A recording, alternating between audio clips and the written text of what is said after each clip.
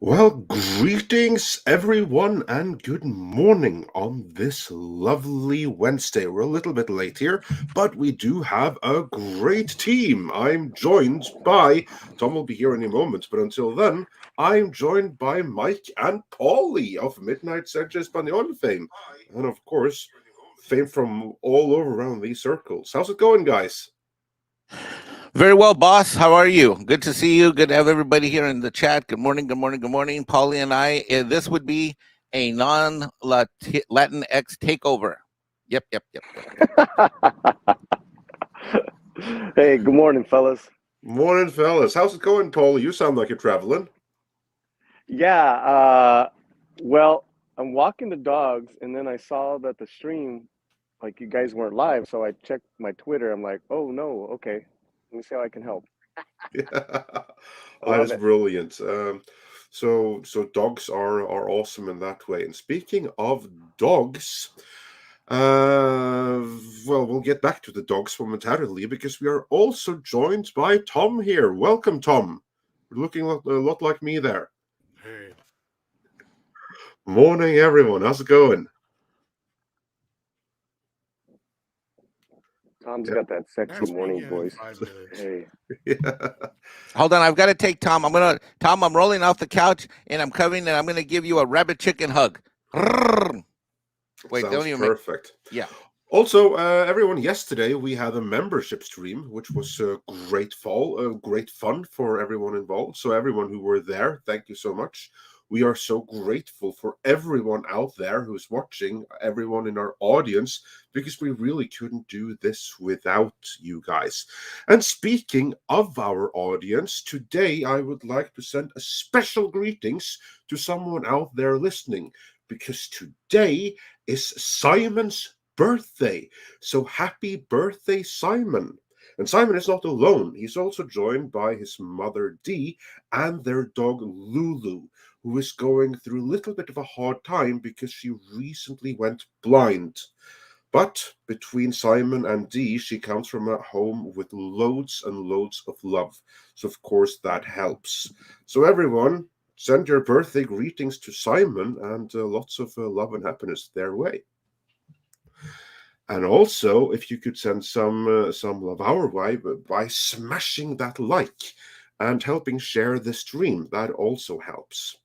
Because today we have lots of fun stuff to talk about. There's ever more happening in the world of, I was about to say Game of Thrones. Of course, that's what Amazon wishes that they had, but instead they actually have Lord of the Rings.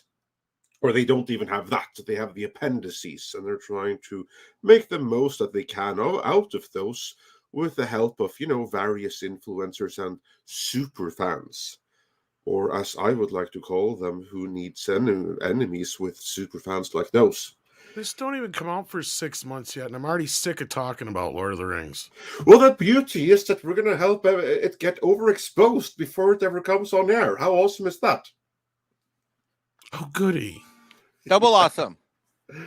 Exactly, but there's going to be even more because now we have like some reports suggesting that Warner wants back into the Lord of the Rings business. So we'll be talking about that, and we'll see what else breaks over the course of today. So yeah, we're going to have a fun show for you all. We also have a couple of super chats and stuff like that already, so I'm just going to go back to the beginning here. Maybe you already did that, Tom. We certainly have from HyperGyver2, who says for $5, I want to hear your guys' take on the Turning Red review that called it unapologetically horny. Which is an awesome review for No Turning idea Red. what Turning Red is. I haven't seen it yet. Paulie? And he's muted. And he's muted. Oh, that's all right. And as for me, what you He's have gone to get altogether. Oops. we're gonna have to. Yeah, well, that's what happens when You you're out scared him walking in off. LA. I'm sorry. It's not. I'm nervous. No, It's I like think it was Andre. it's a Wednesday show. I'm nervous. I'm not pushing the right buttons. It's that Nordic voice. Or it could also be like this horrendous review. I'm not familiar with the movie, and I haven't been able to study the review of it just yet. So we'll have to get back to that a Oh, little. wait, bit is that later on. Disney movie that they did a shit Yes. job of advertising? Yeah. Yeah, I think so. Yeah, that's the one. That looked That's the dumb one. anyway. About the red raccoon or whatever. Yep. Yeah, that's the one. Don't care. Yeah, I don't know if I'm going to see that one either. Why would it be overtly sexual? It's supposed to be. How? Oh, wait, Well, isn't it about a girl you getting her never know period what, or some shit like that? What some filmmakers can do. I mean, let's not forget the butthole cut of Cats. No, Susan That doesn't they like threatened us Paulie. with at some point there. Yeah, I was just gonna say, isn't it something to do with some girl getting her period or some shit or what? Is that what it's about? Oh, lovely. Great deal for Disney to be tackling. Well, you know, Disney's on that cutting edge of where our country needs to be. Not.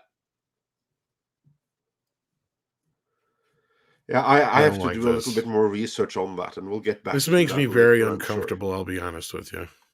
I like to research it a little bit more before we get back to it. But before then, Dash Attack also says for $5, Tom, I am happy to announce CGI He-Man You Love is coming back March 3rd. I know it's not the direction you prefer, but it's 1,000 times better than The Last Jedi BS. Glad you're enjoying it. The Kevin Smith series. And, I have bad news, Tom. You know how you and I on Midnight Sage After Dark said we're both going to watch it? Yeah, I saw the first 2 of the first season. Yeah, not interested. I'm out. Oh, yeah. If Mikey ain't going to like it, then... I mean, and I don't think you're going to like it either. It's just way too different. Doesn't feel right. Doesn't look As right. I said, it's not for us. It's for a and Mikey's altogether. Mikey's a tequila bottle half full kind of guy. So, Yep. I mean, if he's not in, we'll see. I'll give it a shot, but no promises. There's so many other things that I would rather you do. You're gonna. No, I mean, let me put you this way. I decided to stop because I was afraid if I watched the whole thing, I would then go in another rent direction. And I've recently been reinvigorating my love for He-Man in its purest form. Yeah, I mean, to me, it's just one of those properties that outside of the 2000s and Filmation series is a mixed bag. So I'm not so sure about this. I'm glad you like it, Dash. I'm sure it's mostly harmless for the kids, but between Ram Mam, the design, and ramping up the sci-fi side of things, I'm just not interested.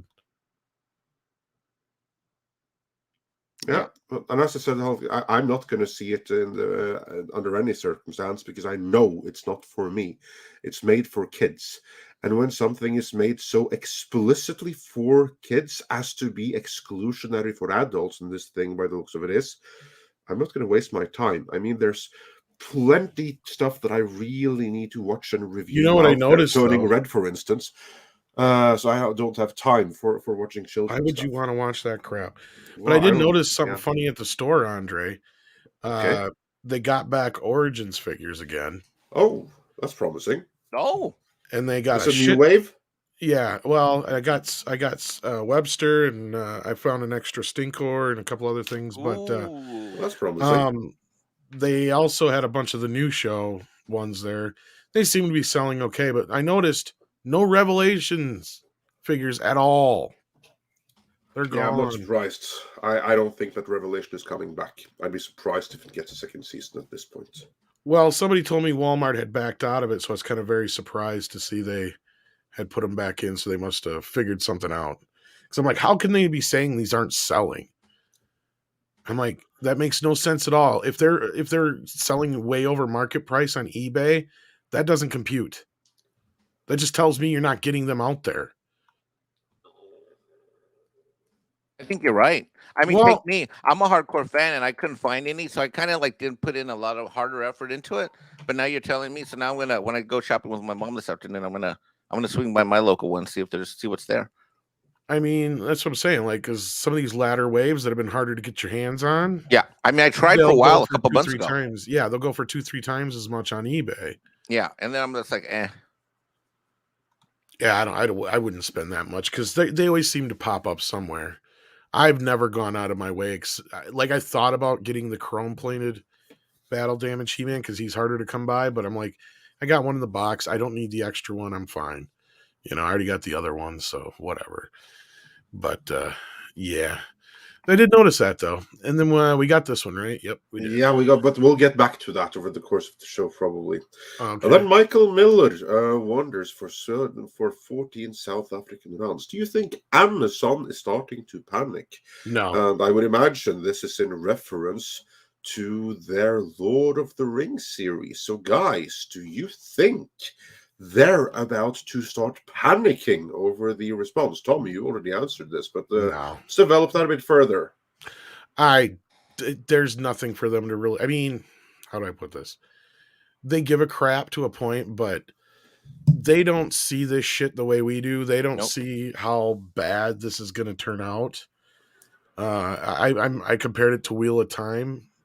Yeah, they weathered that storm because there's not a shit ton of people who know the property.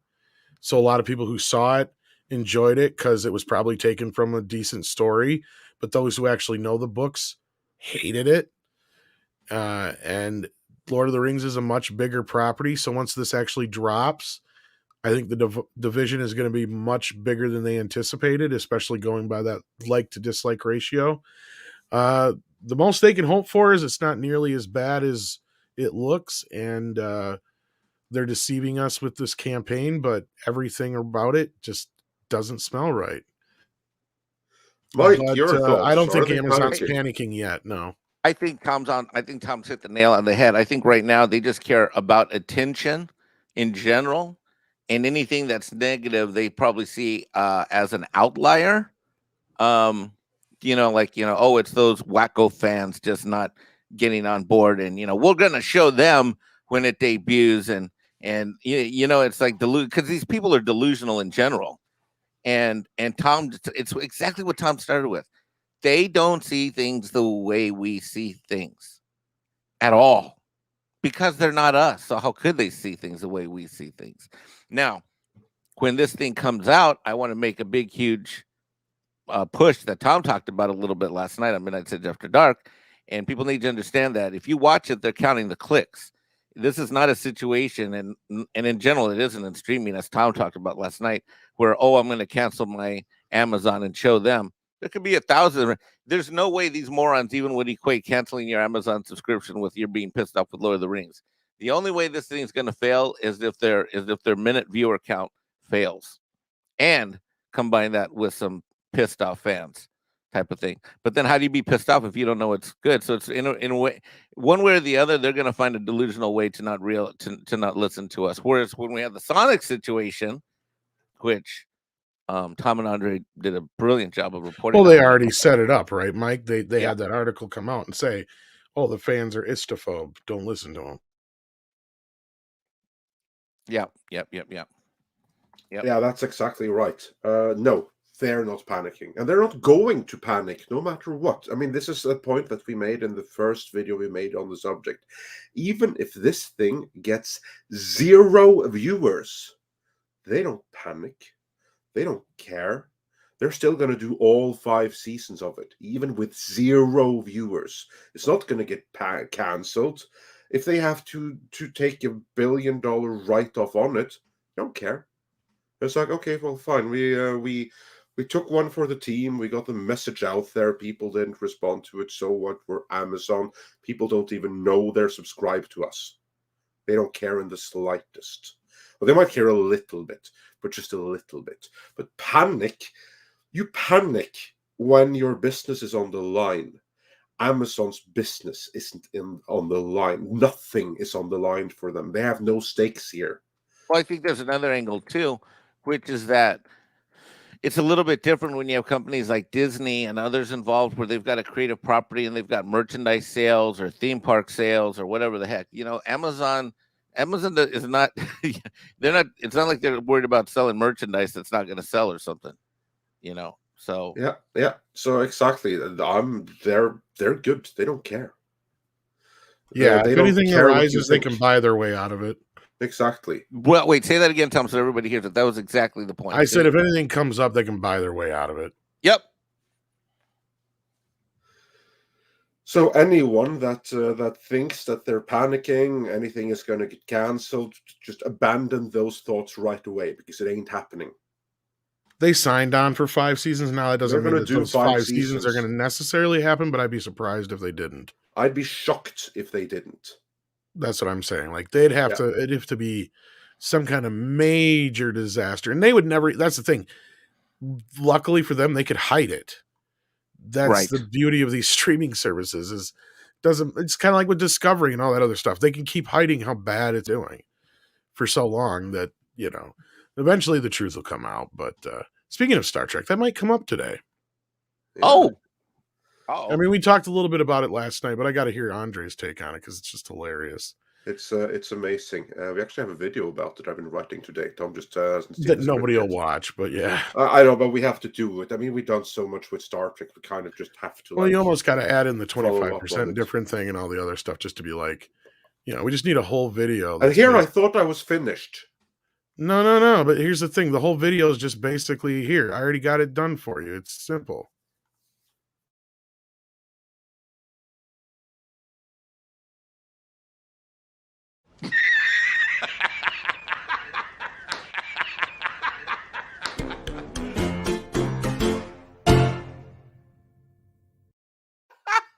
Yeah, as we said, the truth eventually comes out. Just as we've been reporting for a very, very long time, now it's out in the open. And the newest news is even funnier than that because they really got dick smacked. Yeah. I can't get over that one. We'll get into that. That's actually a little bit fun, and that's like one of the linchpins of the video that will be coming here before long. But Joe Pat 87 also wonders about this turning red things. We have to get into that eventually. If turning red is supposed to take place in the 2000s, why do they say plastic is tragic, like it was present day? Well, again, I haven't seen Turning Red, but I will say that plastic. Sounds like another. Like, are they really working themselves back around to this environmental thing again? Do you guys remember this in the early 90s? Yep. Ninja Turtles 2 suffered. Ocean has been like a big deal since the 90s. Yeah. And the 2000s was after that. There was a truckload of movies that all had something to do with the global warming effect and all that stuff. Ninja Turtles 2 even had a little bit of a, save the earth kind of fucking thing underneath it. Like there was even a big recycling campaign that came like, and I'm not saying it's a bad thing necessarily, but the funny thing about it is every time we do this shit, 20 years later, we learn it didn't make a difference or it was worse than what we were doing to begin with. Now, again, I'm not saying that's the case here. I can't wait. It feels like that's where we're at again. That's going to come about like today, modern day environment solution, where we have done everything a million times worse. Just wait to see it. Everything that has been done to help the environment, certainly in terms of power and energy production, has made everything a million times That's worse. what I'm saying. Exactly. Yes. Because I remember the first time I saw, was ever told about Earth Day in school, they showed this video about the first Earth Day and they buried a bunch of fucking cars and shit and did a bunch of stuff that would have fucking polluted the ground in retrospect. And they ended up having to basically dig it all back up years later. But again, my whole point is like, how much, you're right, Andre, how much damage are we really doing in the long run? Because a lot of this stuff with the batteries and all these other things that we're using. Forget about that. Europe has shut down its nuclear power plants. I mean, they've gone collectively insane. As if the scam wind power is going to replace anything. It's not. And that's the thing is. That's why Putin is more powerful now than ever. I was going to say, a certain somebody that we can't even really fucking say, even though they were our president, had a few choice words to say about solar power and wind power and certain other things. Sad part is, even though he didn't probably word it the right way, he wasn't totally fucking wrong. Well, he was right. There's certain things that are not wrong. I don't want to spend time on this, but the European power market after shutting down nuclear is worse than it's ever been. And Yeah. anyone who thinks that solar and wind is going to make up the It costs shortfall, 3 times as much to maintain, if not more. yeah, and it can't even Go produce the output type necessary. in wind turbine blowing up. Oh yeah, that's happened before. In fact, It happens often. It happens all the time. It just happened over by my old house It is too. the coolest shit you'll ever see, but I wouldn't want to be anywhere near it. No way, man. It's like flying missiles, man. When those things go, they go. It's like a firework, like a huge fucking firework. Yep. It starts out smoking and you see it, and then it starts making rings of smoke. So you like getting this cool like fucking thing in the sky, and all of a sudden you start seeing smoldering things start flying. Like Mikey said, next thing you know, the whole fucking thing starts falling apart and exploding, and it's like, oh It's shit! like- and then it's you like- come to find out this happens quite often. Right. It's like a Transformer movie. Like, Well, it's because these things are power generators, so all it takes is one thing to go wrong, and the whole thing fucking just. Anyway, I don't even want to get into that shit because I don't know enough about it to sound like an expert. So, you're an expert, but yeah. I come from. I'm not going to claim that I'm an expert, but I do come from investment banking, and the part of it that I worked in for many years was very specifically the power markets. So I do know a little bit about it. And you even got guys like Bill Maher bitching about solar power and shit because he went and transferred a bunch of shit. Everyone that knows anything, any scientist is tearing their hair out in frustration over what's being done for political purposes, because you're making the problem 1,000,000 times worse than it was by going green. Yeah, because to be able to get rid of these panels and shit, or to even get them, like, yeah, it's a big pain in the ass. But we don't want to. When you get us fired up, we might. That question. Not even why we're here today, but yes, thank you, Darius Munchausen. You got some use for that popcorn this morning. We appreciate you being here. Michael Miller sends in another one. Anyone in Europe who's against nuclear power, look forward to your electricity bills being 10 times as high as today in a couple of years. So you've now taken. Wow. So all of them are done? All of them are closed? Yeah, they're in the process of closing all of them, the lot. Wow. Fascinating. And they're doing the same in the States. They're doing that in California. That's going to do wonders for the power situation there. Dude, the power situation sucks in California, and I can say that because I lived there for so long. Oh, gee, many crickets, brownouts all the time. Oh, and then they regulated the PCs. My gaming PC that I built when I left town was illegal due to the power, due to how I had it configured. Because I have a pretty serious gaming rig, and it was they passed a law for what kind of PCs you can and can't have. Did you know that? Did you know that in California, Andre? I knew a little bit about it, but not too many details. But I know the gist of it. I don't know if they repealed it or changed it or not. But when I left, it was it wasn't kosher. So I have a pretty serious rig. Anyway, I'm sorry not to derail the convo. Oh, no. We were derailed already. So yeah, it's not like, well, today is kind of a hodgepodge of news. It's a slow news day, and that's when then this happens. Well, we'll be here for 4 hours now that you said that. Thanks a lot.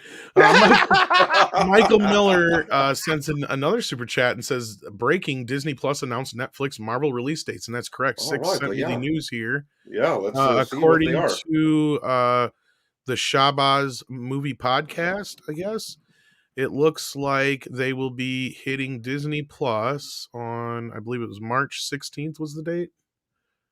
If I could bring it up here, it's like tiny. Yep, March 16th.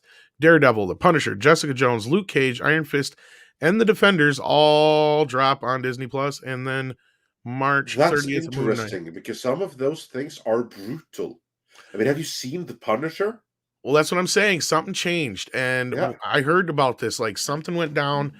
They had to have bought Netflix out of these shows, and I kept hearing, and I couldn't believe it because I kept asking around, and I'm like, are they going to start up Star? Are they moving these to Hulu? What's going on? Because a few people are like, I would expect them to move it to Hulu, but I keep hearing Disney Plus.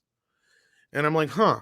And after the whole Get Back thing and the way certain things have been going, maybe they just said, fuck it. And they're going to start dropping adult stuff unless they're going to edit these. That's my fear. is they're going to do like a TV edit on these. Because I did see in one of the breakdowns of the shit, somebody said something about minimal editing. Uh-oh. Uh-oh. Uh-oh. Uh-oh. Oh, I'm gonna have to go and rewatch all of those series, especially the Punisher one, because they're the most brutal ones. On I'm two not screens so worried about the simultaneously. violence, because if you watched Hawkeye, there was blood splatter and plenty of violence in that. I'd be more worried about the nudity and F words. Because doesn't Well, Jessica Jones have a little bit of nudity in it? I can live without the F-bombs, but Mexican Iron Man likes his nudity. They No, I might mean, not move out the not my F-bombs own. either. Not my Because own. here's the thing I said, and I noticed this seemed to come right. It was almost like Get Back was like a testing ground. And when nobody blew up on them about it, I think they're like, all right, we can do this. I'll be honest with you. I think that was the turning point, because I think they panicked. Like they weren't sure if they were going to be able to get away with it, and they did. Nobody said boo to them about it. But still, if there At least not really in a negative is, way, I mean. I look forward to seeing exactly what that minimum editing is going to be. I mean, if minimum editing is chopping away the Netflix logo at the beginning, if that's minimum editing, we're home clear. Beyond that, I'll be curious. Is there any to see major drug use in any of them or anything? Like, Well, the drug trade is a pretty big deal of Daredevil. And I was going to say, because there's three things that pretty much will give you an R rating. And that is, the swearing, obviously, nudity, and anything to usually do with drugs. Yeah. Mm-hmm. Well, there's a little bit of it. There's certainly references. I mean, you can get away with it enough, but I mean, depending on what you're showing. I'm trying to remember what was in the show that could have been possibly R-rated. Well, in The Punisher, pretty much everything. I mean, there's prostitution. That's what I'm saying, yeah. Whole thing. But the fact that they're bringing that to considering me, that's incredibly uplifting and positive. Well, not only that, weren't they supposed to have to wait a little bit longer for Punisher? They bought them out. So I heard. That's what I'm thinking. That's why I was asking, because the way the shows work, they had that 4-year window, and then all of a sudden this gavel came down. All of a sudden they're like, nope, they're leaving. But those series, they were all canceled within a very short period of each other. This is true, but I remember Punisher still running as things were getting shut down. Because wasn't like Jessica Jones and a couple other things already technically canceled while Punisher was still rolling? I don't recall the exact timelines of everything. Yeah, I mean, because that's what I thought is like the Punisher had like an extra year or two we had to wait for. No, it was just weeks or months extra because they canceled everything like really shortly after each other there. Unless they go by the first appearance, that's why. Yeah, but yeah, so it looks like the middle of March we're going to be getting those shows on Disney Plus, Michael. Yeah, that sounds exciting. I am excited for Punisher. Yeah, of course. This is the same Punisher that's already been out on Netflix for years. Yeah, it's not clear about that. Like none of these are new series, but the new Punisher series is coming, and courtesy of Mikey Sutton, we have some rumored details. I'm just going to run through them all right now. And just before you say that, though, I was just going to say I think part of this is like Disney could have ignored these shows, right? They could have done exactly what we said they were going to do, and I'm not so sure that's the plan anymore. Because why else would you bring these in? Because we know for a fact Feige wasn't a fan of this stuff, and he wanted to kind of all of it. He was a fan of bits and pieces of it. Yeah, he wanted to just pick and choose what he wanted to, and basically, I mean, he didn't have a problem with giving us 25% different versions. But I'm thinking the fact that after Spider-Man No Way Home came out and Netflix had Daredevil pop up in the top 10 again, I think they saw that they shouldn't ignore that. And maybe, I don't know if it was Chapek or somebody else made a suggestion that we just go get him. And make that whole thing just simple and easy. Yeah. Yeah. Also, I've heard like some rumors suggest that they were getting those series either way, because they're Marvel series that would revert to Netflix. Well, no, that's not the way they reported it all, though, originally. That's not even our reporting. That was the reporting. I know. I'm just saying that there's some rumors, and I think it's more likely that they had to buy them out. I think so. Just like they had to, CBS had to buy out Star Trek Discovery to get everything back again. Yep, and that's what I'm thinking too, because going off of the original reports, they said that the shows, even when they were getting canceled, they weren't going to leave Netflix. So, and until recently, we had no reason to believe they would ever come on Disney Plus just because of the content. Yeah. But it'll be interesting to see. We're in interesting times here. Same We thing with are in Deadpool. interesting I'm hearing times. a So lot what's of gonna happen? murmurs about Deadpool, so I have a feeling we're going to hear some Deadpool news here soon too. I think so too. I think we'll be hearing loads after Doctor Strange and the Multiverse That's of what Madness. people are waiting. Yeah, that's the and I've had people ask me this kind of stuff too, like, why don't we get this trailer? Why don't we get that trailer? You got to remember with Marvel, they have a specific cycle. They will not start advertising another film or project until something else is pretty much ready to go or already out, because that's just kind of the way. They don't like to overlap too much.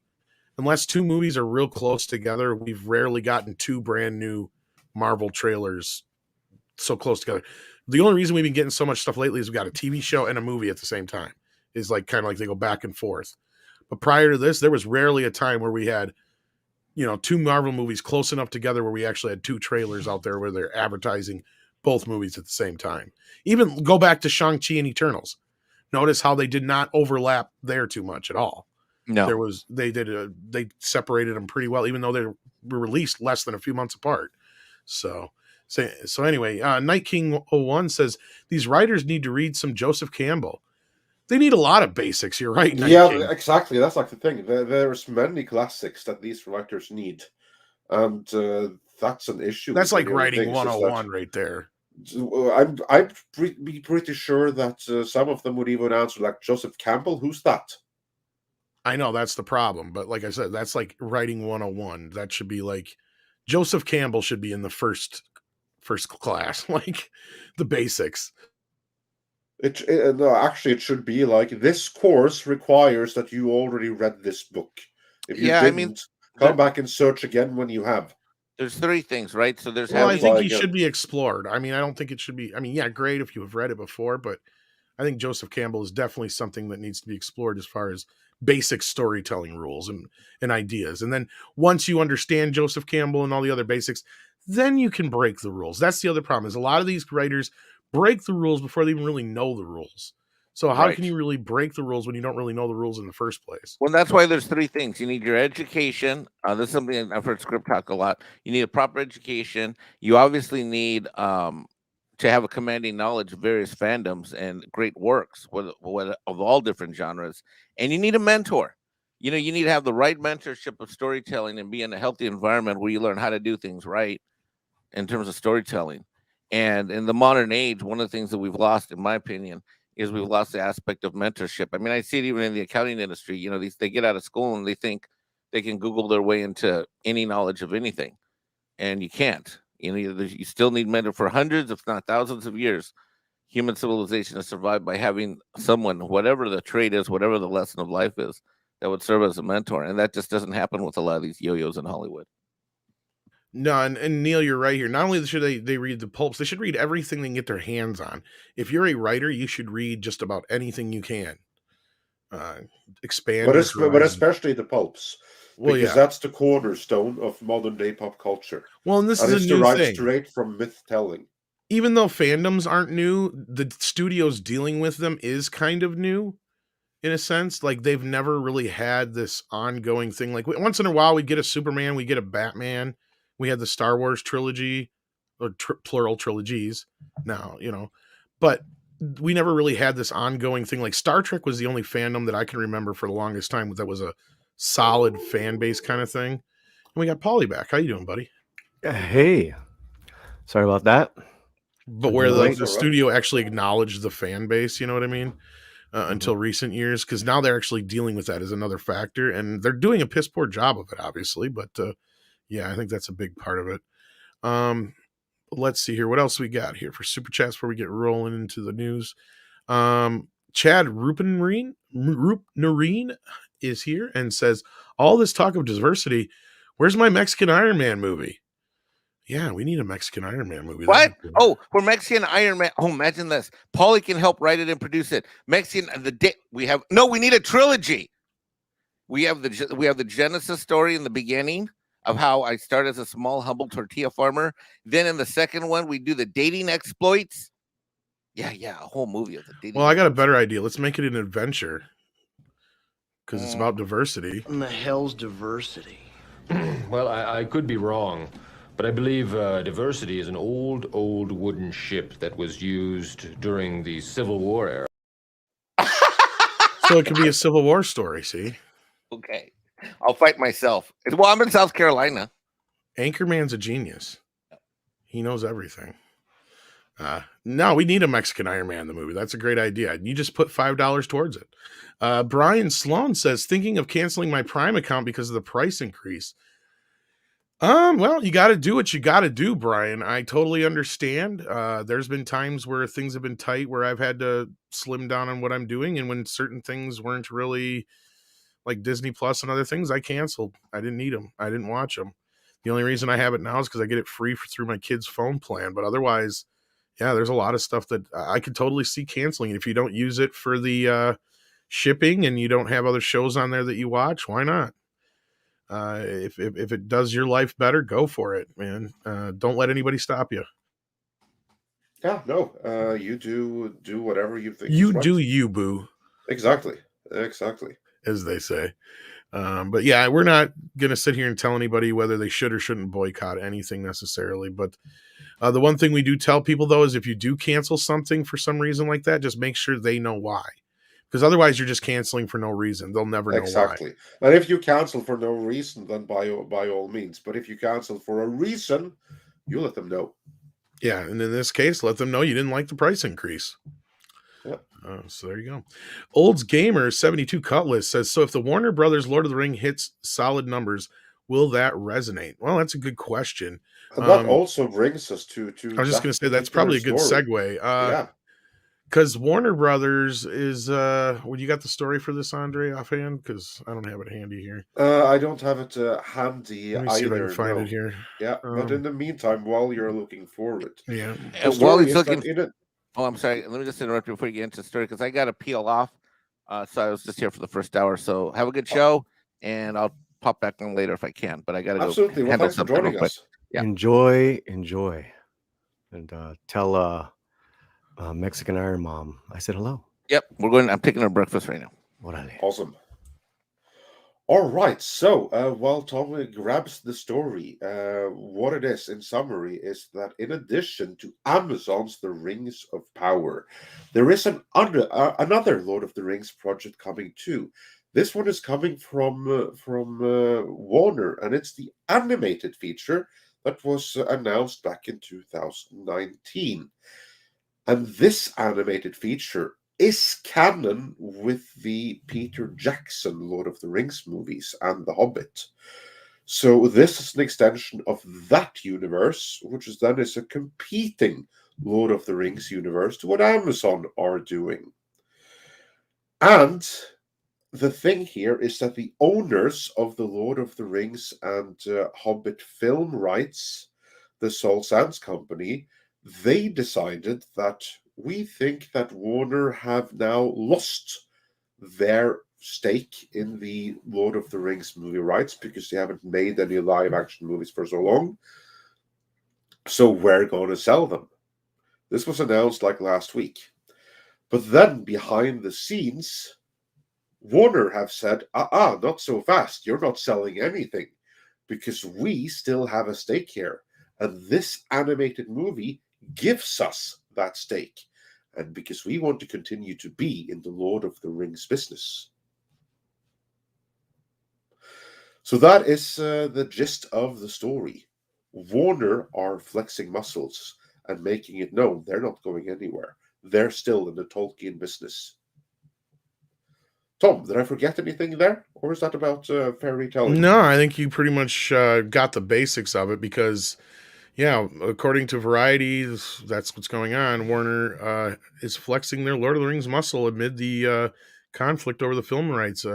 Just to go through this real quick, Warner Brothers has asserted that it still rules Middle-earth when it comes to film rights to The Lord of the Rings. The studio has publicly stated its control over the film adaptations of J.R.R. Tolkien's classic fantasy trilogy amid rumblings in the industry that a clutch of Lord of the Rings and The Hobbit rights are being shopped by longtime owner, the Saul Zaentz Company. The Zaentz Company and Warner Brothers are in the middle of private mediation process to help settle their differences about whether the studio has met its obligations to hold on to the license. That's code for Warner sued them behind the scenes. They're in the first. They're trying not like. Basically, they're in arbitration right now. Yeah, pre-lawsuit. Yeah, exactly. According to multiple sources close to the situation, Warner Brothers New Line Cinema took Lord of the Rings to new heights with the success of its Oscar-winning trilogy directed by Peter Jackson, The Lord of the Rings, Fellowship of the Ring, Two Towers, and Return of the King. New Line Cinema has maintained the theatrical rights to both live action and animated for over 2 decades now, a Warner Brothers spokesman told Variety. We are currently in production with our anime film, The Lord of the Rings, The War of Rohirrim, and look forward to bringing audiences back to Middle-earth. I love that. Representatives for Saul Zaentz Company have quietly held pitch meetings in recent weeks to sell the portfolio of Tolkien rights that producer Saul Zaentz acquired in the late 1960s and 70s. It's no secret that Warner Brothers and Zaentz Company have had acquisition discussions over the last decade or so, but they've never gotten close to a deal. So that does say that basically Warner Brothers has sniffed around the rest of these rights before. Saul Zaentz Company holdings encompass rights to exploit the Lord of the Rings and the Hobbit properties in movies, video games, merchandising, live events, and theme parks. So basically everything but the books and toys. Oh no, toys is in merchandising. Never mind. That would be merchandising. It also includes limited matching rights should the Tolkien estate decide to make movies or other content based on two compilations of Tolkien writings and that were published after his death in 73, The Silmarillion and the Unfinished Tales of Numenor and Middle-earth. A representative for the Saul Zaentz Company declined to comment. Warner Brothers has a long-term that says a lot if they didn't comment at all. Warner Brothers has had a long-term license on The Lord of the Rings and The Hobbit since the late 1990s. The studio is said to be adamant that it has continuously met the requirements to hold on to the rights by maintaining active development on the property, exercising options in a timely manner, and making periodic payments to the Zaentz Company. As if to buttress that point, Warner Brothers earlier this week released key details of its plan for an anime Lord of the Rings movie from New Line and Warner Brothers Animation that is now dated for release on April 12th, 2024. If I may, real quick. Yeah. The fact that that Warner says we have met our obligations and we have paid all the necessary fees, and the Saul Zaentz Company remains quiet. Usually, that means Saul Zaentz Company knows they fucked up. Yeah, because otherwise they would have just reiterated what they said before. And that is, we believe we are well within our rights to sell the films and that the rights of... Actually, they wouldn't even say. They would say, we are within our rights. When they said the first time, we believe. Yeah. It's our reading, but we're not really lawyers. We're not sure. Well, that's kind of what they said originally. Sure. Yeah. As Warner jumped into action, yes. Oh, no, I knew that when they announced this was a complete... rights situation deal, because I was looking at the clock and I'm like, yeah, it's about time. Yeah. Exactly. Right, but when you're talking about timing, what timing, right? What timing? Oh, that was a dick smack. Oh, actually, I mean, but this is exciting. In terms of timing, I think that makes perfect sense. Timing is that now is kind of like when the rights would revert, and that's why the Saul Zaentz Company are doing this right now. Also because of the Amazon series. Well, that's where I'm more of the Amazon timing, yeah. But then at the same time, that's when Warner comes and says, no, not so fast, because we haven't made anything more live action. But we have this here animated rights retainer, and that tells me this animated thing that we're also excited for, it's really just a rights retainer. It's something that they made because they had to at this time in order to retain the rights for future use. I'm 100% positive now that that's why that animated movie was made in the first place. That they know that maybe at some point we want to go back to Middle Earth. We don't want to do so right now, but we want the opportunity to do so later. So we have to do this animated rights retainer that can be animated according to contract so and so. So that's what it is. It's basically the fan force stick. Well, all that's the over point again I in this brought up sense. last week after Yeah. talking to Gary and stuff, and we both came to pretty much the same conclusion. And that's what I've been saying all along, is that animated or not, that's the rights Warner Brothers has. And as long as they've been in production before 2020, which I believe would be the cutoff, because I think they got the rights in They 2000. announced it in 2019, so then they would be No. well I within mean, the their rights. original initial rights I'm talking Right. Yeah. about would have Yeah. been back in 2000 or 1999 when they originally picked them up. Mhm. So that would have been the cutoff as long And as they that's had what it I in mean. If production they by announce it, 2019. Exactly. Yes. exactly. Yeah, I think we're all on the same page here too. Yeah. Also, they're only doing what those bozos at Amazon did with because they had a certain time frame just to get. Remember, they did a pilot a couple years ago, so they Amazon and they got in, so they were able to keep the rights, and then they just waited it out till Christopher Tolkien passed away, and now it's Wokoso of the Rings. Yeah. But I'm also thinking too, man, what could be such a brilliant move, because this is such a site specific to story. It's very manly, masculine story, a battle. This could kick ass, man. I'm excited. And and if it does happen, it would be dope to get Urban as the voiceover of the same character. He's got a fantastic voice. I'm at a blank on the character. I apologize, chat. If someone can remind me in the chat. Aomed, wasn't it? Yeah, but doesn't this take place before he was alive though? I don't. Yeah, I don't know. Does it say what battle? Yeah, this is the first battle for Helm's Deep or whatever. Yeah, that they so fought be way a little back bit when. before Carl Urban stuff. Of course, he could play his own ancestor. Oh, okay, all right. My bad. Yeah, so but it's set like a couple. What is it? 100. If it's a couple, yeah. I mean, it's still cool. I just think that would just be it's like doubling down. All right, homies, we're gonna do a battle. We're gonna get one of the original guys and his voice. I don't know. I just think either way. I'm sure if they have any opportunity to bring anybody in from the original, they will. Oh, I'm sure they will. And again, with Carl Urban, he can be his own ancestor. Well, Hammerhand, that's Helm. That's where the battle is taking place. Second Age. Thank you, Natasha. Yeah, that's what I thought. Second Age. Okay, so this is totally okay, but I'm still sticking to that. This could be a great, a great. Is it a series or a film? It's a movie, animated movie. Fantastic for Yeah. us fans, for us Tolkien fans, for us Lord of the Ring fans. I mean, compared to what we got, that terrible teaser.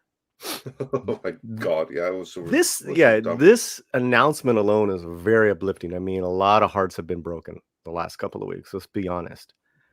This is this gets my Slantino slant approval of hope. Yeah, I think it does everyone's, and it's funny, but like, due to all of the marketing for Amazon's The Rings of Power, people are excited for Warner's animated rights retainer instead. I know I am. Like, this is like one of the, certainly. It's because I know it's real Lord of the Rings. That's why. Exactly. It has the real logo and everything. And they should be able to use the music and all that business. Oh, all of it. All of it should be theirs to use. But I kind of predicted this was going to happen. I'm kind of surprised it's going a little bit smoother for Warner than anticipated. But I think Andre's right. I think Saul Zant's lawyers looked at this shit and they're like, crap. They kind of got us here. A long and proud Yeah. tradition of lawsuits over rights and stuff like that over the Lord of the Rings things. It's not going to go anywhere anytime soon. And of course, a big part of it actually is the Soul Sounds company. This is really not inside of their cartwheel. They've been like winging it for decades on end, and that's been a big part of the issue with all these lawsuits the whole time, and that doesn't appear to stop, does it? Not in the least. And I mean, we already saw this prehistory with The Hobbit, so that's kind of why I figured it would happen. But let's get back to some of these super chats before we get to some other news here. Yeah, let's do This that. says true fact. DC Comics has a character named Snowflame, who gets his powers from cocaine. Yes, I knew this. If you don't believe me, look him up. No, I believe you because I know he exists. This is totally true. STR Well, Red there's a will character for HBO Max. That sounds like Frank something with Marshall. Are James you Gunn. listening? He gets powers from cocaine. How did I not know this? STR Red Wolf says Turning Red is the story of a little girl turning into a giant red panda when stressed out. Didn't we do similar transformation movies before? Oh yeah. But I'm not so up to speed on all this business, so I can't really comment too much on it. I saw like one little teaser trailer for it. I saw a couple of the trailers in the theaters. Yeah. And until I heard about this, I was like, oh, this looks like a lot of fun for, it's not for me, but I was like, oh, that's cute and all that stuff. And then you're telling me it's an allegory for. Well, you were right the first time. It's not for you. Then Jim Henson's in the house, or Jay Henson, sending in $20. Thank you so much. Says Robert Meyer Burnett, who worked on the documentary of the Two Towers, says that Warner Brothers has 2-hour cut of just the Battle of Helm's Deep. HBO Max should release that like they did the Snyder Cut. That's another thing Robert said is there's a bunch of stuff that he's never put in the movies yet that he's surprised he hasn't done. And not only that, there's tons of behind the scenes footage that he personally has that has never been put out there. I've encouraged Robert to find out what kind of the rights situation are on that to see if he can't just release some of that stuff on his own. Not necessarily the Lord of the Rings stuff, but some of the other stuff he has too. But yeah, he's got tons and tons of behind the scenes footage. So if anything, he actually should get on the phone with Peter Jackson and tell him, hey, if you were to give the guys at HBO Max a phone call and say that you'd be interested in doing like a Peter Jackson's extended, even more extended versions, I wouldn't be surprised if HBO Max listen. I mean, they have the footage. I mean, it would take more tens of $1 million at it, and they could have their own Lord of the Rings TV series by re-editing it into movies that would be, or into a series that would be like twice as long as even the extended cuts right now. It would be totally doable. So you're saying there's more. There's footage more than the extended the extended DVDs. Loads more. Oh yeah, there was even abandoned subplots and stuff like that. I guess. Well, I knew that. So I thought all the subplots were put back in the extended. No. There was stuff that was never even finished because they knew he wasn't going to get it in the movie. They could easily expand all of the current extended versions. They could make extra extended versions where each of them is 5 hours long. Easy. At least, probably, yeah. Especially the last one. Yeah. So 5 or longer. So they actually have footage for a 15 to 20 hour series. I think it'd be cool if HBO Max would get behind it, but I don't know how that would affect their license at all, but it'd be cool. It should be perfectly fine. I mean, they own the movies. It would be. Well, no, I mean, I don't know if it helped them. Cut all over again. I'm just saying, I don't know if it helped them in their license argument with Saul Zaentz, but yeah. Yeah, like they would just drop it. Pay Saul Zaentz for it, but. Well, no, I mean, if they drop it, if it would count or not, but yeah. It would be like the Snyder cut of Lord of the Rings. How awesome would that be? Yeah, I'm totally down with that. Lord of the Rings, the Snyder cut. Speaking of the Snyder cut, there's been a little bit more evidence that keeps popping up. Oh yeah, no, I just got that the air cut's coming, or at least they're going to announce something like I told you guys in March. Yeah. Well, homie's been dropping that That's what I'm for a saying. year Because now. remember, he said he was going to quit talking about it. Yeah, but then his homies were talking about it after Tax Collector. But then all of a sudden now there's been a couple of photos and stuff like that have dropped. So I'm starting to wonder. But again, just to remind everybody, as we've been told by Script Doctor, even if we get the air cut, don't expect it to be worlds different like the Snyder cut was. I think there's a dramatic difference there, guys. And a friend of ours who's a filmmaker that we've had on the show has said to me that at the end of the day, the initial cut was just not good. Yeah, that's why it was pretty much what Script Doctor said too. Yeah. That the producers were like, great guy, Ayers is a great guy, but here's my prediction for the air cut. It's going to be about 15 minutes longer. It's going to be much darker in tone, as far as like just in the way it's the tone wise. He'll tone down the comedy and he'll make it darker, so it won't be so flashy. And then we'll get an extra 10 minutes or so of Joker footage, just all the stuff we've seen already. And that's kind of what basically Script Doctor was hinting at. As far as he knows, we've pretty much seen all that's out there. We've just seen the truncated versions, and then there's just that little bits between Harley and Joker that are going to be added in, which will be kind of fun to see. But don't expect like this whole new experience like the Snyder cut. Don't expect it to suddenly be good. Yeah, exactly. Or don't expect it to suddenly be artistic either. It's going to be the same schlock as it always was. I think it'll be darker, a little bit more subdued, is my point. That's the word I was It's going to be a little bit more like Batman v Superman, but otherwise pretty much the same thing. And you got people that love those movies, though. Yes, indeed. Yeah, so make it, release it. But you know what? One of the reasons why I actually liked the original Suicide Squad at the time it came out in comparison is because it wasn't dark and dour. It was kind of colorful and it was fun. And the music also helped. So like, it was like at least I didn't feel like killing myself after I left the theater. The trailer cut agency edited might not have been the worst decision in the world.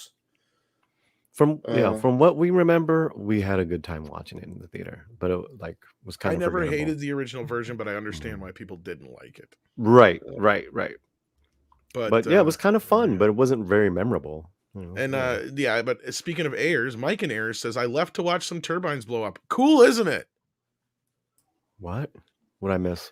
I wouldn't want to see that in live life, but that's pretty cool to watch in a video. We're talking about how, the wind turbines, they just kind of spontaneously combust from time to time.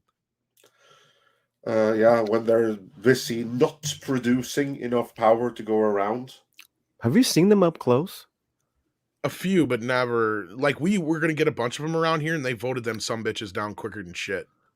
I mean, they're massive. That famous stretch of land. They're horrible monstrosities. That's what they are. So the movie Seven.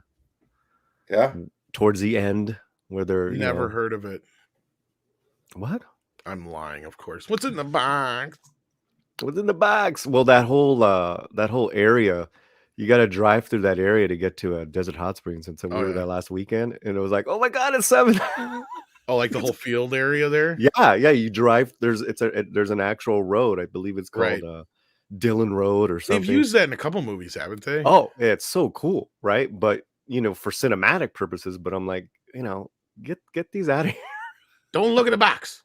Yeah, but they're just so big. Those, and they're like they dot that whole region of that desert. I just want to go watch 7. Thanks a lot.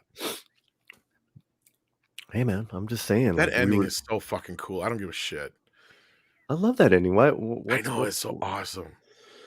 Oh, she didn't tell you. Oh God. Anyway, instead of watching the Batman, maybe I'll just watch 7. Or we can watch some wind turbines blow up. That's all. Yeah, no shit. Well, I asked Andre a while back about getting the early tickets, and you never answered me back. And I think the show's kind of filled up now, but because I could have gone and see it. Oh yeah, well yeah, do that. Well, I don't know if I can now, but I'll try. It was just a few days early, but yeah. Everyone's in the chat talking about that area of what I was talking about, and there's Yeah, it's a real strange part because it's like you're like going from Mm. one valley into the Coachella Valley. So it's like really, that's why they have them there, because they're high winds, because it's like, it's almost this high plateau, and then you go up and then you go down, and they're just scary looking. There's huge. Yeah. Oh. Then the Walt man's in the house and says, "We know Amazon's not panicking. I'm still watching that ever growing trash fire that is CNN since more stuff's been coming out recently." Like the Yeah. news channel? Well, Amazon, I think, has been in the news for a few things. Yeah. Oh, I haven't watched CNN in years. Oh yeah, Gotcha. CNN's on their way out. They're gonna get complete. I think that's one of the first things that Zaslav's gonna completely reformat. Well, it started already by firing some of the Oh. lead people over there. So yeah. Absolutely. And I'm so happy to see over 1,000 of you kids in here today. Yeah. Hit that like button, by the way. Awesome. Yeah, do smash that like. Smash and share it, guys. Thank you, guys. Thank you Yeah, all do for that. being here. You guys are awesome. Then APM is here and sends in £2. It says, in the UK, Disney Plus now has an 18+ setting. Oh, there we go. Then they put in for a reason. That's because they're anticipating the Punisher, and it's and Daredevil and Jessica Jones and all that. It's interesting though, because I would have thought that they would put that stuff on Star internationally, but hey, they solved it then. Disney 18+. Problem solved. Maybe they got smart and said maybe we shouldn't spread our people over so many fucking. Yeah, because here's like the thing. I don't know for certain about Star, but I do know that Hulu has others on the owning side. And why would Disney want to cut someone else in on their business, even though they're the majority owner? They're fierce competitors. There's own a stake in it. Having their own programming on Hulu be like the exclusive thing there would be tantamount to giving away a good chunk of their own revenue straight to their competitors. If they can have it on Disney Plus, they'd much rather do that. Honestly, at this point, I think that Universal would be better off to buy Disney out and just completely merge Peacock with Hulu. I agree completely. That's what they should do. Because Hulu is more well-known. Peacock is starting to struggle a little bit. Peacock is and Disney would be against selling out to Universal for just that reason. Yeah. Like, who's got the beauty for them is that while they are there, they at least know that Hulu is a fairly big thing in the domestic streaming market, and since they have the majority control of it, they can use it to block others. Who's got Discovery Plus? Peacast. Discovery Plus, Warner. It will be Warner now. Yeah. I mean, that's just like they're still separate technically, but they will be. But no, I that's exactly it. Not only that, Peacock's.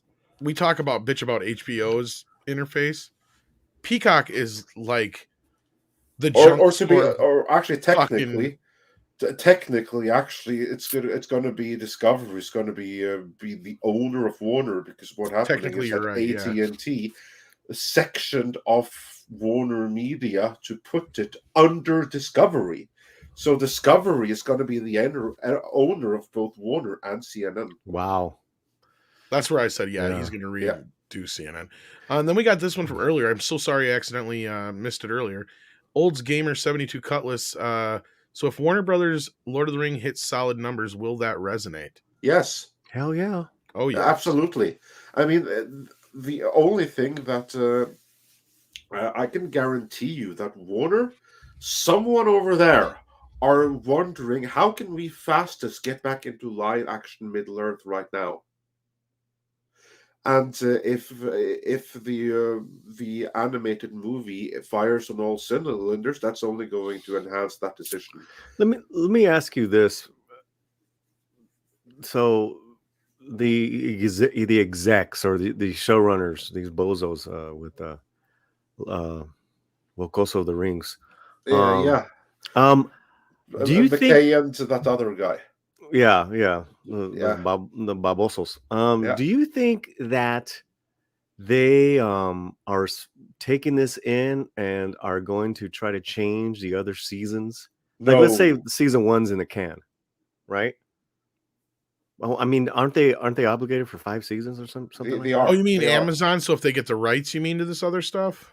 Yeah, No. no. What Like, Paulie means is will that they? won't they look at the feedback and make changes to the later seasons if people hate the Not first usually, season? unless it's. Here's the thing. They might. I hate saying not on this, because here's the difference here with this compared to other things, Andre. And I know you'll Right. get what I'm saying here. This isn't Star Trek. This isn't some other thing where they're gonna just ignore a bunch of bellowing white nerds, according to them. Mm-hmm. Like Game of Thrones, Lord of the Rings has a massive fan base across many demographics. So I have a feeling that they're going to get the backlash that they got from Game of Thrones, that HBO did anyway. And once they feel and see that, that might make them react. So I don't think you're completely wrong there, Paulie, or at least I think that's a good question or something to keep in mind. Because if it does go south and majority of the people turn against this show and they react to it the way they did with Game of Thrones, because Game of Thrones wasn't just nerds, it was normies and the Right. general audience. So like you're Right. gonna, that's where if you can't get the general audience and normies on board with this, then Amazon will panic. Well, I'm seeing 2 things, right? Because of their swift, they took down the super fans thing, right? Oh, that's right. Yeah. They took that down because we took it down. Yeah, but And only because it didn't work the way that they had intended. You know what I think? okay, yep. I think that they're going to try to make adjustments, but they are so insulated, they're not going to get the real feedback. Because the Mhm. real feedback is that their plans fundamentally are wrong. What people are reacting to are the very fundamentals that they can't change. So they're going to hypercorrect something else and double down on what people already don't But like. Craig is Just right here. like Star Trek Discovery. Yeah. Craig is right They're here. gonna make changes, but it's going to be not the kind of changes that we want. I think Craig is right here. The money is already basically spent and it's just content. They don't make any different amount of money based on how many people watch it. That's Yes. pretty much true to a point. What they will be paying attention Mhm. to is how many new people this show brings in and how many of the other customers they retain from it. They will pay attention to how many people watch it, because the way the content works is everything you watch on there, they keep track of. And if you watch a certain percentage of it, then it counts as a view. Now, if it's something that they produced, that's a view they get to keep in their own pocket as far as the percentage of the money that you pay in every month. If it's something that you watch that they license out, they got to pay out for that amount. So the more stuff that you watch that's produced by them, the more of the money that you pay them every month they get to keep. So that's kind of how that works out. And in the end, it's kind of an arbitrary thing because it kind of goes across how everybody views things. And their favorite kind of customers are the ones who just pay for it and forget to watch it. Yeah, that's the best customer of That's all. the ones they Someone- love the most, like me. Yeah, I was gonna someone who say, like can, me. say I more mean, about damn it. that is our good friend Script Doctor. It's Scrippy. Hey, Paulie. Hey, But guys. yeah, so this is somebody who would know a great answer to this question, because how exactly do they am I pretty much spot on how those kind of work on the streaming service as far as revenue wise? Because they don't really have like a way to gauge, like we've said, they don't have a way to gauge these shows without advertising and ratings like we used to for normal TV. So it's all internal stuff. So the less you're watching of other people's content and you're watching of their own self-produced content, they get to keep more of the subscription revenue, basically, right? Well, it's a bit more complicated than that. But with Amazon, I mean, it's paid for with Amazon Prime accounts and rentals, essentially. Right. Because you were saying this Um, before, yeah. Yeah. So my understanding and more information is coming out of this. In fact, last night while I was trying to fall asleep, and this is no disrespect to the channel, I was watching a video on the Salty Nerd podcast just because their subject was interesting, and Matt actually lays out a very articulate understanding of how these streaming services collect their information and find value with regards to their shows. It actually lines up to some of the stuff that I've been hearing as well, which is basically 1 minute equals like 1 minute of watch equals like $1 or something of that nature. Like they sign a dollar value now to every minute watched, so to speak. And when you're dealing with a service, they're basically looking at subscriber retention, and then for something like Amazon, I would theorize that they get that pool of their Amazon Prime subscriptions, and then whatever amount of people who have Amazon Prime are watching the shows, a portion of that prescription is allocated to that particular show or production, and is basically said, this is the money that we've made on this show. That's how they collate it, or sorry, not collate. That's how they record that information, saying like, okay, we have a million Amazon Prime subscribers. Out of that million, 10,000 we know watched the pilot for the Amazon Lord of the Rings. We know they watched it to completion. So let's say it was a 60-minute thing. So we know 10,000 plus 60 minutes multiplied onto that 10,000. That they whatever dollar amount they assigned that 1 minute, they will register as that is what money has gone towards that show as a profit or as a retention. And if that goes up, it's more money or more allocation goes to the production. And if it goes down, well, I mean, it doesn't really matter so long as they're not losing subscribers. So it's really a very, very reliable way of having a show, because even if there is a loss, there is most likely a way they can write it off, because again, Amazon's primary income is shipping out products. So Right. and the same thing goes with something like HBO Max and AT&T. AT&T is a service provider. So if AT&T customers get a discount on HBO Max, as long as they're not unsubscribing from HBO Max, they're still making, essentially a double dipping on their services there. So Yep. yeah, Disney's the only one that doesn't really have that. And same with Netflix. They don't even really have that because they have no other revenue streams that are associated with the streaming service. So same with Paramount Plus. Apple is more on the Amazon side of things. So yeah, it's quite interesting market we're getting there. So I strongly advise, if you're not subscribed to the Salty Nerd podcast, take a look at that video, and if you're swayed, it's probably worth a subscription, along with subscribing here at Midnight's Edge, of course. Pimping out Salty Nerd. Yeah, you'll find me popping up once in a while over there. But yeah, thank you for that script. And then we've got Bamagrad here who says, "Hail to all. I just saw that AMC has redone Interview with a Vampire and it looks so woke. Plantation owner, bad brothel owner, good comments." I heard about this. I haven't. Is there a trailer out now? Is it? Because I know that it's not due to be released until later this year. I was going to isn't say it? it's not supposed to be out for a bit yet, but yeah. And AMC, like, they're going all in on Anne Rice, because they're also developing like a series on the follow-up book to Interview with the Vampire. And yeah, probably it is woker than Wokerton. But I haven't seen anything of it just yet. Script, have you heard anything? I think I saw on Twitter on my commute back a still image of some of the things from the Interview with the Vampire. I think they made Kirsten Dunst's character a brown girl. I love it. Oh my god! You know what's funny is, like, 5 years ago, Script couldn't say that probably. What, a brown girl? All this Wokoso stuff has been able to make us more racist. No, it's just it just sounds funny. I know it does. That's what I'm saying. Like, I wasn't offended, or I was just no. I know, but like, you can say it. Yeah, now you can say it. That she's been reimagined as a little brown girl. Yeah, like, I see. Cancelled if you said that sentence 10 years ago. That's what I'm saying. Yeah, but yeah, you're right. It just sounds so weird. It sounds weird having to actually say that's a thing that they did, and right. I don't know what. See, I don't understand the take of it, because there are records within early days of the United States where if a slave did buy their freedom and they managed to get property, they had slaves of their own. Is that the angle that they're trying to go with some of this? Like, I don't know. Not if it's woke. Yeah, no, not if it's woke. Not if it's that woke. way, that never happened in woke history. No, but it's interesting You're to talking say real that. history, and real history is problematic and needs to be overwritten. Right. And I think there was quite a few African American millionaires by the end of the 1800s that actually did own slaves as well. Well, if they were exporting, say, farmed goods to Europe, yeah, they'd be making a lot of money. Yeah. Or maybe they're indentured, but the point is that it's not always black and white. It's some brown stuff in there too. There's some browns, there's some grays. But we were just talking about this last night.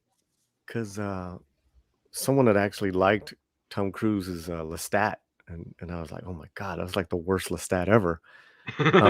But at least Kirsten Dunst was good in that role, you know. Yeah. Well, as R.J. McReady says, a woke person sees book, describes redhead who's pale, and says, "Oh, there obviously wants them black." And yeah, Kirsten Dunst's character was a little bit too ginger for modern day sensibilities. Wasn't she blonde in that movie though? She was. I'd say she's like not ginger at all. That's what pissed me off about her playing Mary Jane.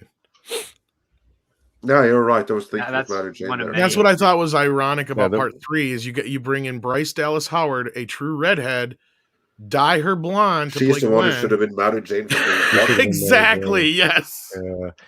Yeah, we had recently saw the Spider-Man again as well, and Romy commented just on her I've never performance. been a fan of hers. Her Kirsten Dunst's performance in the first one was just didn't like it. She got a little better, but yeah. Well, the only performance I've seen of hers that was actually good was in Fargo. I think it was season 3.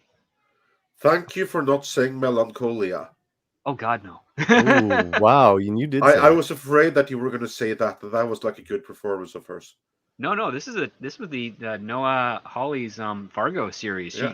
She plays actually very much against type, and has a little bit of the North Dakota accent, and plays off the chubby Matt Damon actor quite well, actually. Michael Miller's in the house and says, I just want to say, Section 31 and Starfleet Academy and now Trek 4, all the funding pitches are failing like a limp I think it means limp grandpa with a blue pill, without a blue pill. Okay, this actually will get us into our next story. Thank you, Michael let's Miller. do this the fun Star Trek story. It's about that time, because what is it? Between every 8 weeks, 8 weeks they drop some Star Trek news that ends up not going anywhere. Yeah, you figured out the pattern. Exactly. We it's that time again where we have like the latest fake Star Trek announcement. Yeah, this was hilarious because I was wishing you were on the show last night, Scripps. So I'm glad you're here now.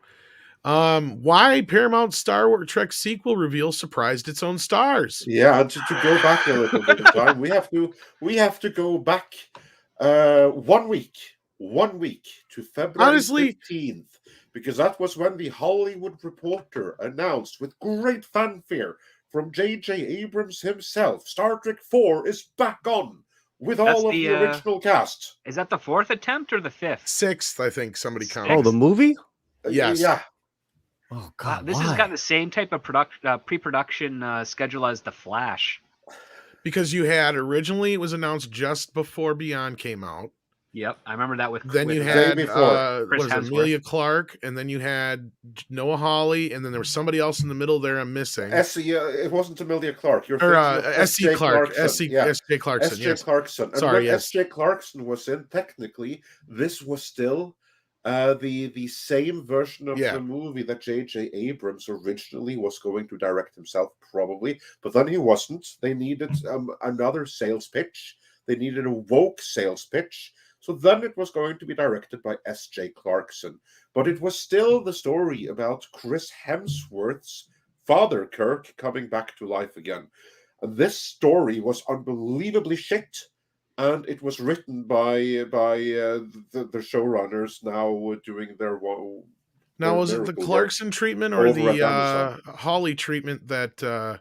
It was a Clarkson treatment that Pine and Hemsworth walked away from, right? Yes. And then when Hawley came on board, he was completely revamping it. Yes. Okay. So Hawley was completely revamping it. And then you could even count Tarantino's version as a technical 5.6 or 6.7 version of it, because that was still going to use, because JJ was just basically, I don't give a fuck what you do, as long as you're using my cast, it counts. Just do it. That's basically what he told them, and that went to the side, but it's not going to happen. Yeah. And we already kind of know what that was going to be anyway, so no surprise there. It was just basically going to be a time travel gangster Star Trek episode. Yeah, and it's never going to happen. No, it's never going to happen. And yeah, so then here we are now with this latest announcement, and the stars themselves are like, Well, we missed one in between. Oh, we did. Yes, I know. I was going to say Yeah, there's because another one here. in between, it was Kalinda Vasquez, That's who the other is one I couldn't the remember. writer of Yes. Star Trek Discovery, who was announced as writing the script.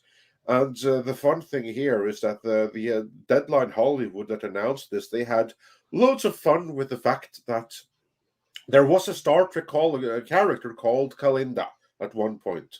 So they made a huge deal out of that. Until 3 months later, when they re-announced Star Trek 4 yet again. This time it was going to be directed by Matt Shackman. But here's the big thing. For the first time, so now the previous writer, Kalinda, she now suddenly retroactively never happened. Because now for the first time, a Star Trek movie was going to be written by female writers in Lindsay Beer and Geneva Robertson Dworet. Wait. Hold up. They're from Discovery, aren't they? I think so, but not only that. Lindsay Beer is. What Geneva about DC Robertson Fontana and all those people that came before? Oh, they wrote never happened. shows, but not movies. Exactly, Well, they never happened. all right, They showed shows, yeah. So then for this, it was like a huge thing. 2 women will be writing a Star Trek movie, but of course goody. that didn't happen. That didn't happen either, because this now brings us up to 2 weeks ago when they announced that Matt Shackman of WandaVision fame, he's still directing. But Lindsay Beer and Geneva Robertson Dworet are no longer writing it. Now they have got new writers, namely Josh Friedman and Cameron Squires, but they will be rewriting the original script by Lindsay Beer and Geneva Robertson Dworet, so they are technically still credited. And it's going to bring back the original cast, and that brings us to this most recent report from yesterday, where the agents of the original cast came out and said, well, this is the first thing we've ever heard about this. No one reached out to us. Yeah, I'm sure Chris Pine's agent's like, well, I'm not sure when he's going to be able to do this between all his other projects and Wonder Woman 3, but give us an offer. And yeah, to break down this, we don't really need to get into this whole article because it's pretty simple. Their management and the actors had no fucking clue about this. Nobody called them. Nobody asked them. Nobody told them. And Paramount just basically gave up all their negotiation rights right here.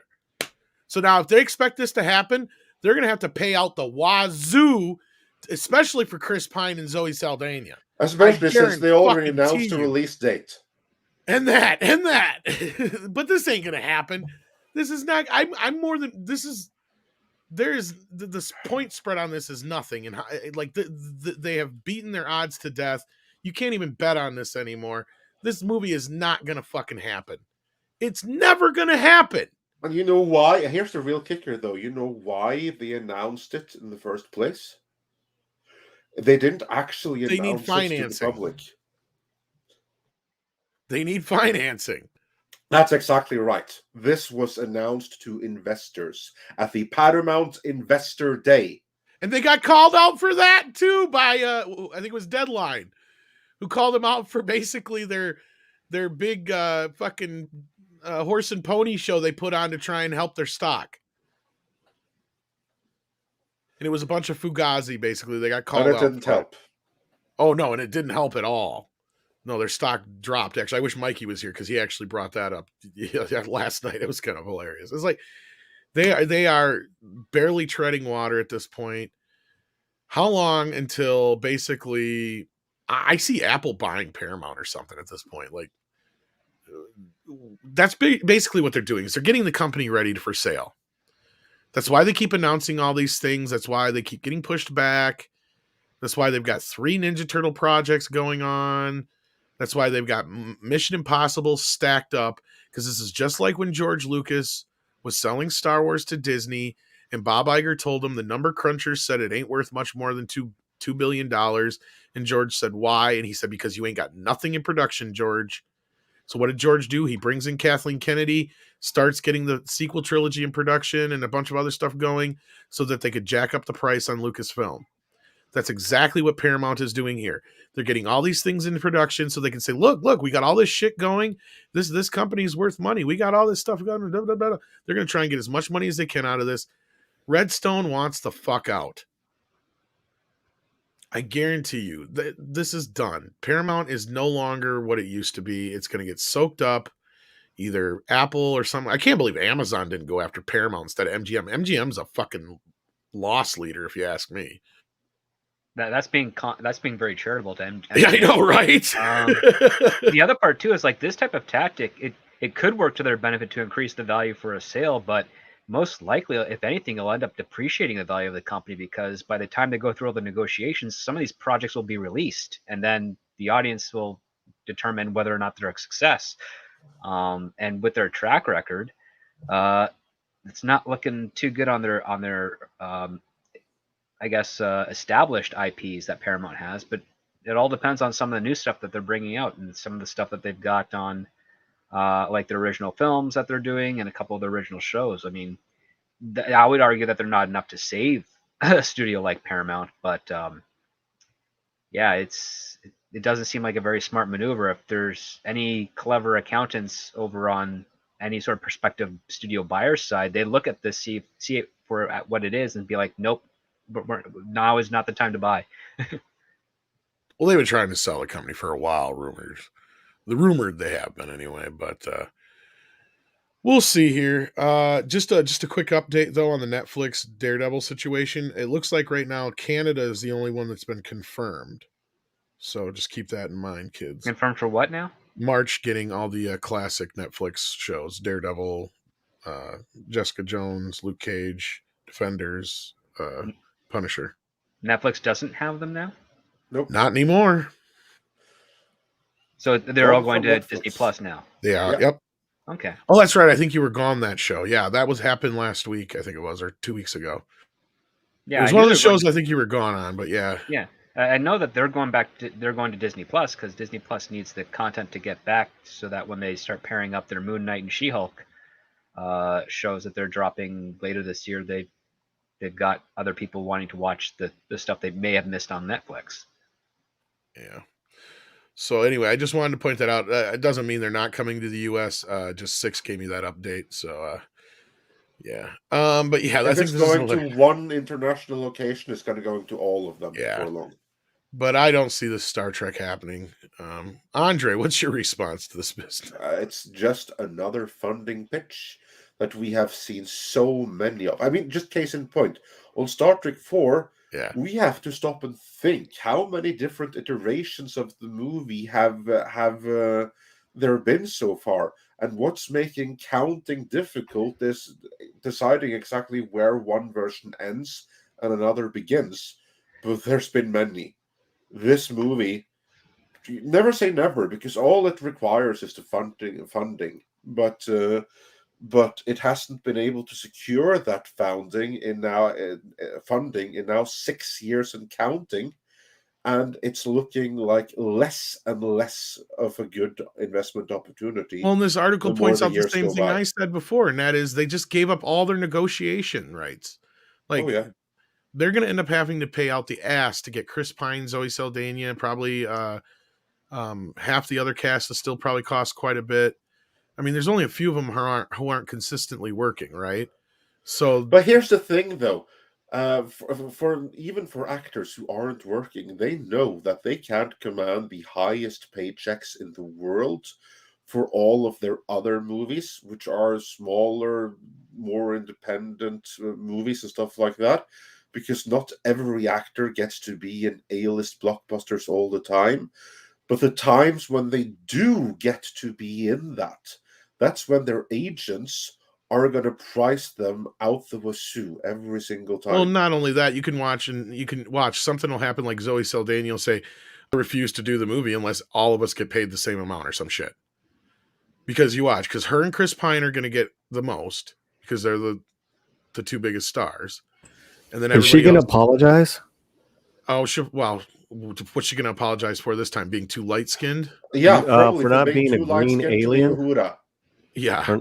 For wait a minute, that's the Guardian. Yeah, she plays Uhura. Yeah, But Um, she is technically lighter skinned She than might actually this time She have needs to to. apologize She for needs to being too light apologize. skate to be a hood. I would not be surprised, honestly, I if need that an were to apology happen. I need an apology. for all the brown girls. So Paulie, do you have anything to say about the Star Trek stuff? No, I didn't think so. I mean, I wasn't No. trying to leave you out at all, but I didn't think you really had a real opinion on it. But the only other thing we got out of this was the other day when they did the whole announcement. They supposedly had a logo reveal. It's literally the same logo we've had for the last 6 years. That was since I mean, 2009, and Yeah. that logo was released. Well, in no, like it's this right here. 2008 or something. Because right here it is. Here, hang on. Let me. oh, Yeah, and real yeah, I fast, know, I saw it. It some was people are ridiculous. asking about the apology thing. Oh, Yeah. she had apologized for playing Nina Simone. Yeah. In a biopic about 5 years ago, and that apology was on her. It's probably still on her Instagram, guys. Yeah, I've had this graphic for I don't know how long, Andre. Yeah, and it's identical. It's the same one they released the other day. That's what I mean with just the Yeah. 4. Yeah. Yeah. I mean, the 4 is amazing. It's the same exact graphic and you can check our videos because I've been using this same graphic for years. It's the same graphic since the first promotion for Star Trek 09, which came in 08. And I think this is part of the reason they got called out for some of their bullshit. Because a lot of their announcements were just accompanied by logos. Yeah. Like, I found out later, Andre, all those Ninja Turtle pictures, they were leaks. So I'm surprised our video didn't get pulled down. We got lucky if it didn't. Yeah, no, it hasn't. The video's Surprisingly, they must have backed off, but like a lot of people were having those pictures pulled down. Yeah. Because there was a third picture we didn't see that day. Yeah, no, we got away with it so far. Knock on wood. Yeah. But evidently those were leaks. Well, that's hilarious. Paramount didn't want them out. But guess what? TMNT's been trending since then. I mean, is it a thing, guys? I really don't know. Like, as far as that Star Trek movie cast, are they like beloved? Well, here's the thing. You've got, I mean, of all the things that are in the movies, like Well, most I'm people comparing will to say the that, television shows right now that are like horrible, right? Well, here's the thing. Like Tarantino's thing. Like I played the bit last night, and he liked the cast. Like he's not wrong. Most people will tell you like the movies Most people suck like ass. the cast, but they don't mind the cast. Yeah, but Right. They didn't come to see them the last 2 movies. that's not true. The second film did better than the first one. It's Yeah, I the know, third but one that it's- tanked. I mean, yeah. What do people in the chat think? I mean, I think the first movie I kind of liked the cast, if I remember.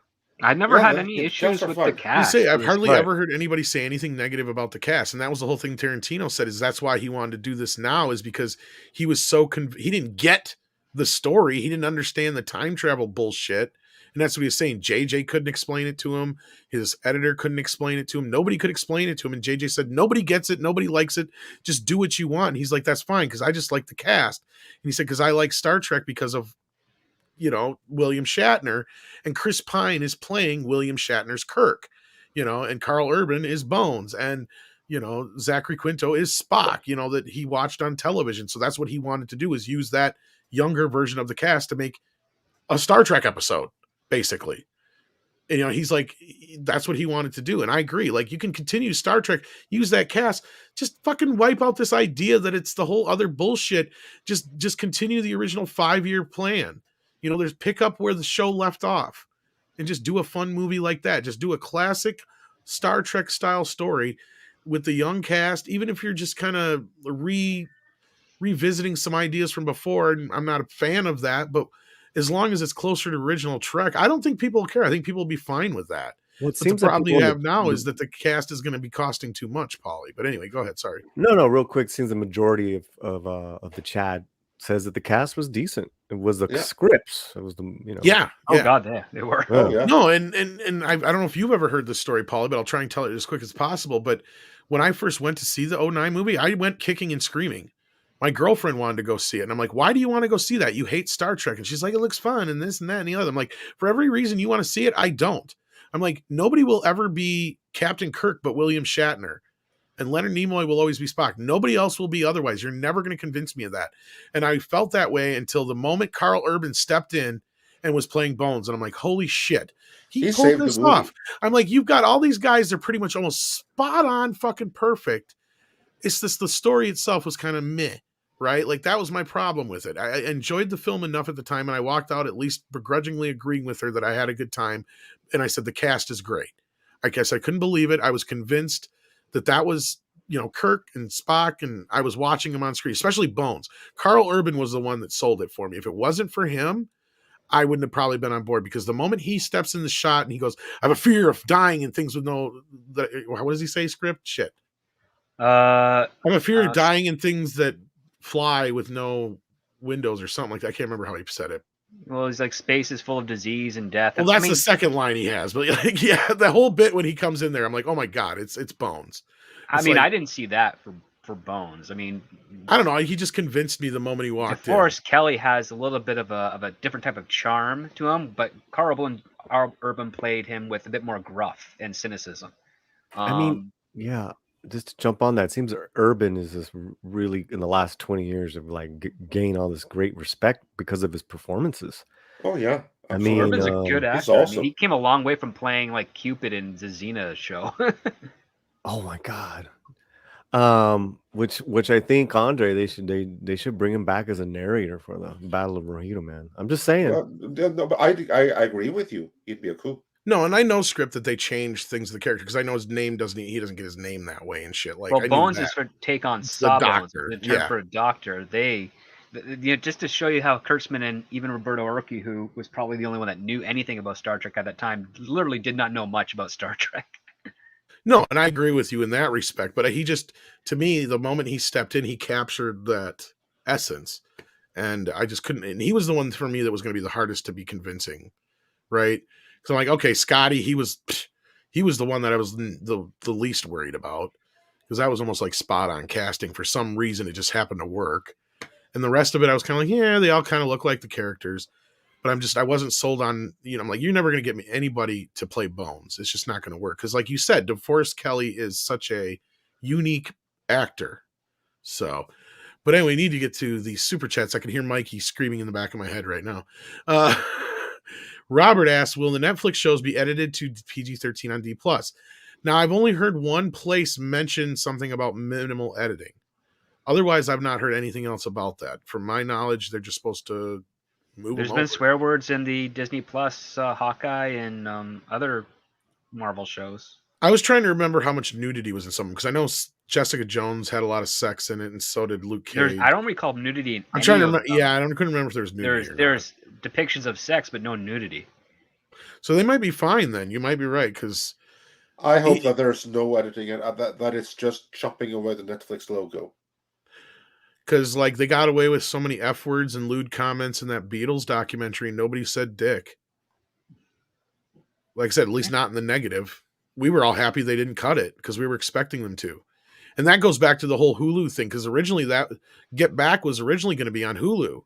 But I think Disney pulled it because they didn't want to give it to their competitor. But I don't know the whole ins and outs of that whole thing. But I do remember when it was originally announced, it was meant to go on Hulu. But yeah. Then we got Jason, how do you say that? Netke? Yeah, that's about right. Okay. Mike tried to tell you the CG He-Man is a slog for the first 5. The last 5 episodes are where it gets better. Okay. But do you realize... be sure to pass that message along to him. Now, I just crammed in 3 seasons of Narcos in a week. And I basically had no sleep for a week. Okay. That's what I sacrifice to watch shows, kids. Sleep. Sleep. And then Jason Netke sends in another one and says, by the end, they drop the storyline of Randor being a bad king. Episode 5, they explain Cringer's name. Ram Man and Man-at-Arms are the only thing that is tough to watch.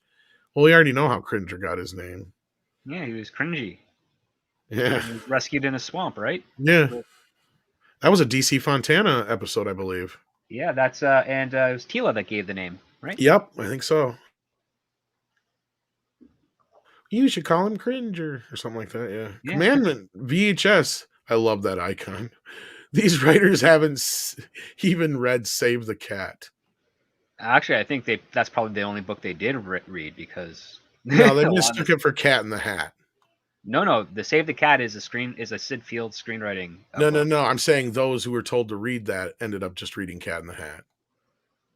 No, you can actually see the stuff that they incorporate from that in there. I mean, I know you're trying to make a joke, but no, you can tell that that's the only book they read. It's Just not a gotta great ruin book my for joke. screenwriting. It's Can't a really let it. poor book for screenwriting, actually. Just can't let me have my joke. All right. Night King 01 says, speaking of classics, I've been reading Count of Monte Cristo. Jesus, I just said Crisco.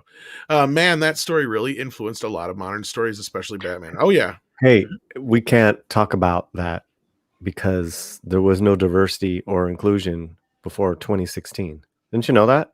And on that note, Andre, I mean, Dumas was a black French man, who was another influence on Batman. but he did not exist. I'm just saying.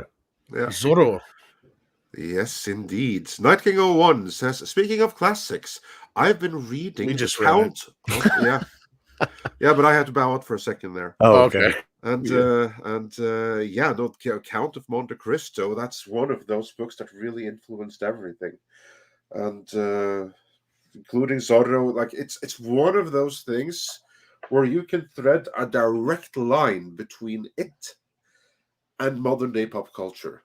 Batman and everything. You have that direct line in there. And it's been adapted so many times. And the 2002 movie really takes liberties. This is the one which is an early role for Henry Cavill.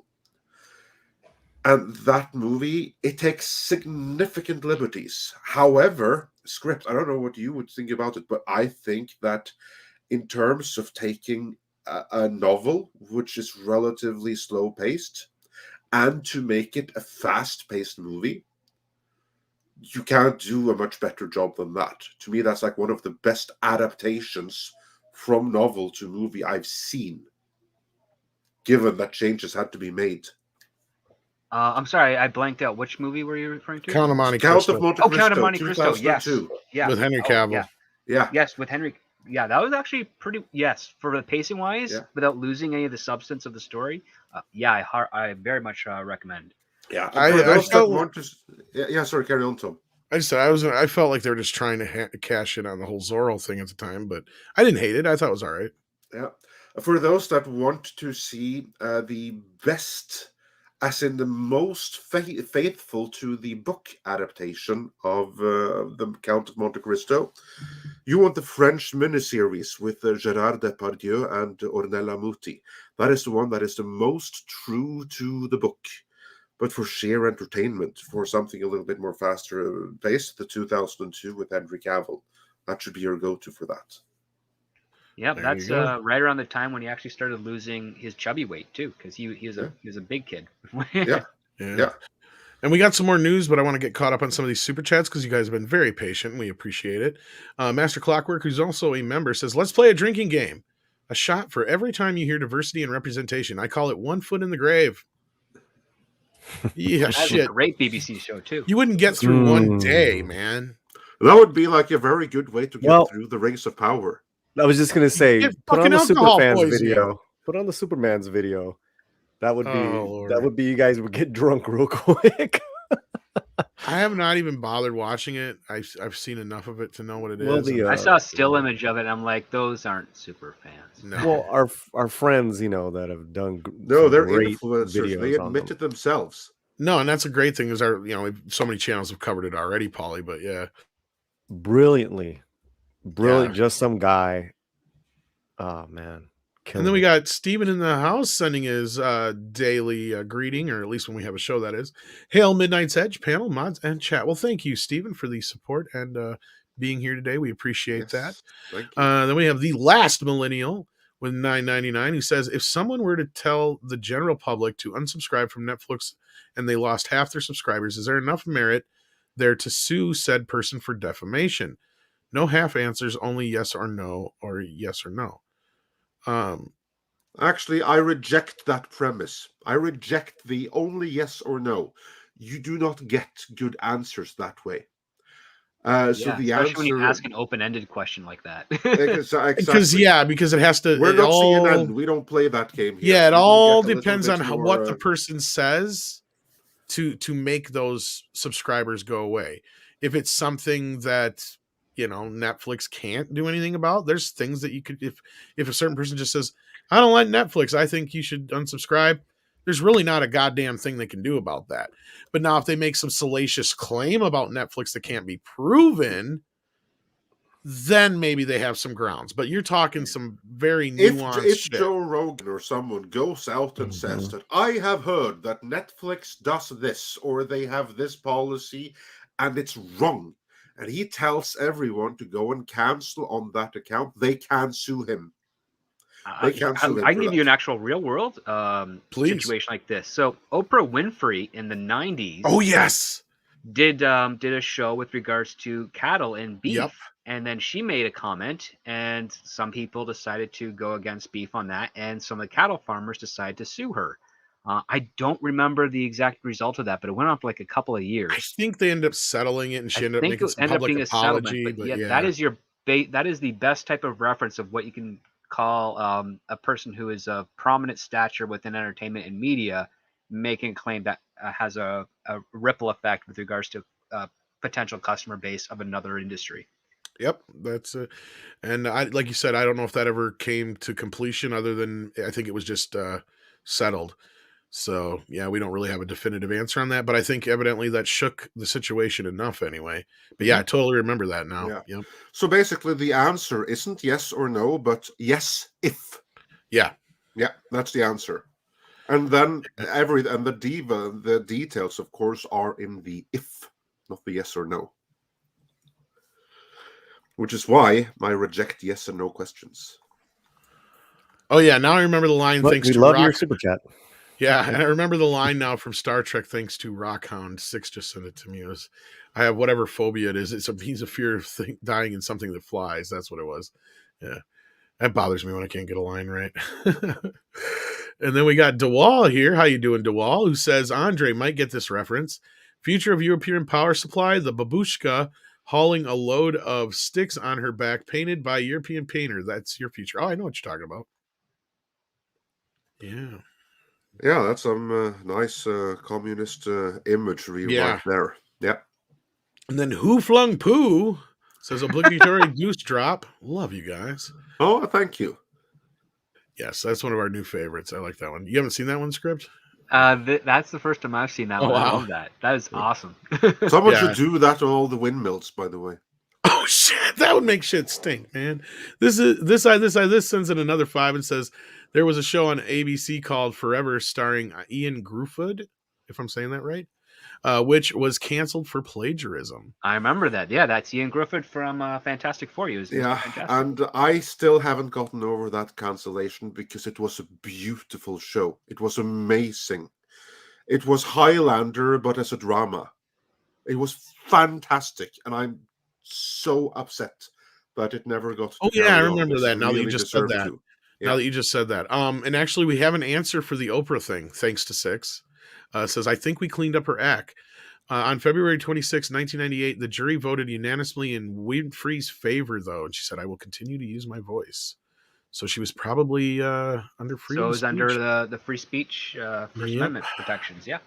She's so yeah, brave. but still, that was years in court. And if someone really high profile tries something similar, it's going to go straight back to court again. Yep. Yeah, but in that case, they'll probably use that as an example, and it'll probably get... Yeah.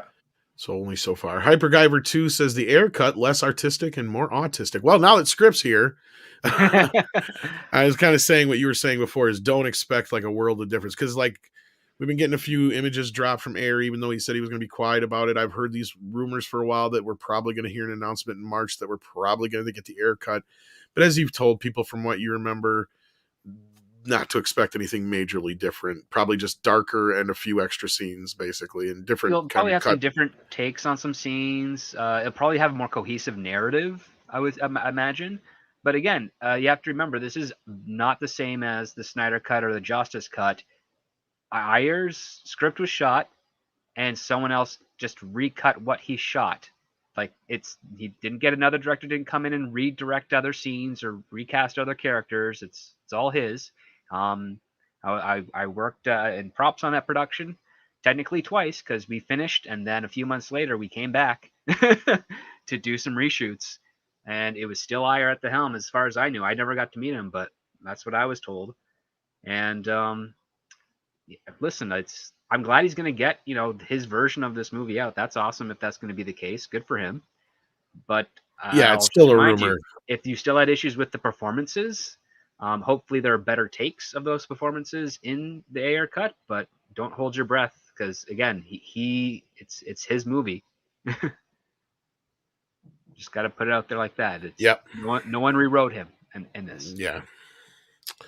Yes, and as Natasha says, please hit that like button. We'd appreciate that. That helps us out here. And hit share out the link as well. And then we had one here that's not actually a super chat, but I thought was a great question.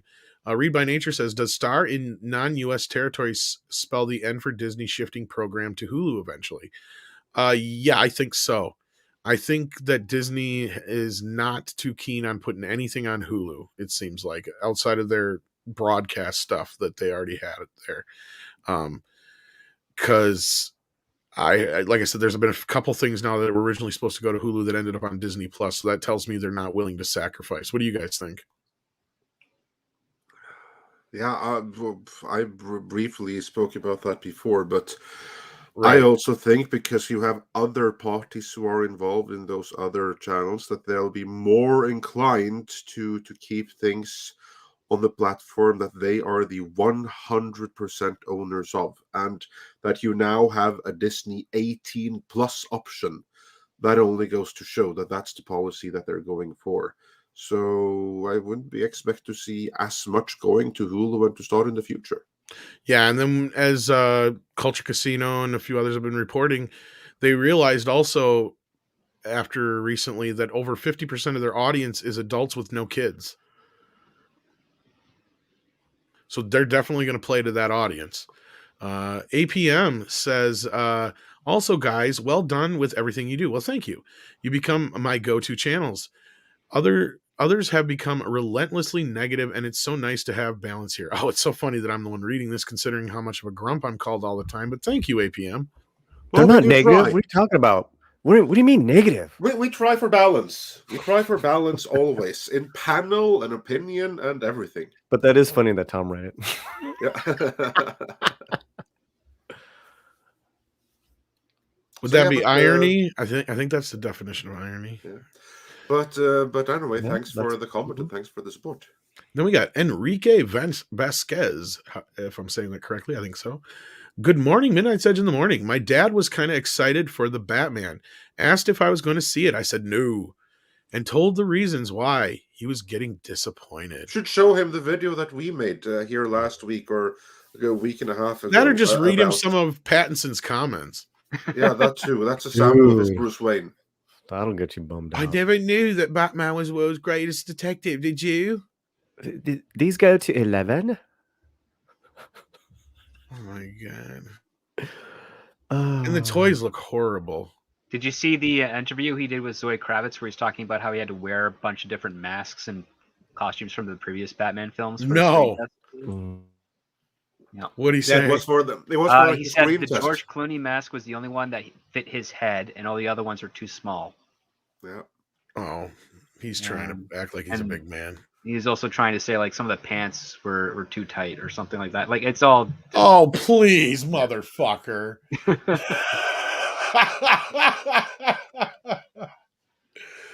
Okay, well, Michael Keaton's not a big guy. That I can understand. But the rest of them, please. Yeah, well, Keaton and Val Kilmer were like close in height, but like Really? different I thought Val frames. Kilmer was a little taller, maybe. I guess. A little bit taller, yeah, like an inch or two. Clooney, I think, was the tallest out of those. Yeah, three. because he's like 6, isn't he, almost? Or But I have a large crotch. Yeah, that's what he was trying that's to what he's trying to imply. say, Yeah, yeah.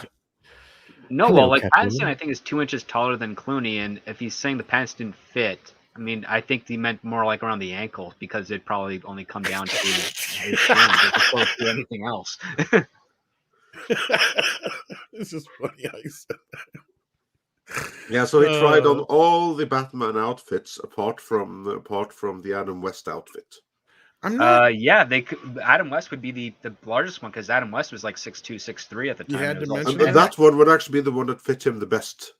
Yeah, I mean, I've got the Adam West cowl, like one of the replica cowls from Like the my original bomb fabric shirt? and everything. Yeah, like that one. The bomb. Some days That you just shirt can't is get too rid of a big for bomb. me. Yeah, and that cowl fits me pretty well. It's so yeah. I have a large crotch. See, I looked out. Well, I we can can't ask fit in the costumes. what's her name, the Bella from the thing, whether or not he's packing or not. We can also ask Six because she's apparently seen nude Ooh. pics of him. I have a Bella story. I swear, I can't tell, man. I cannot tell it. Don't care. Don't care. No, it's about Sparkly Boy. No, I don't give a Well, shit. of course we could ask Bella, but she became a lesbian afterwards, didn't she? That's because no man could ever do it for her again. That's got to be it.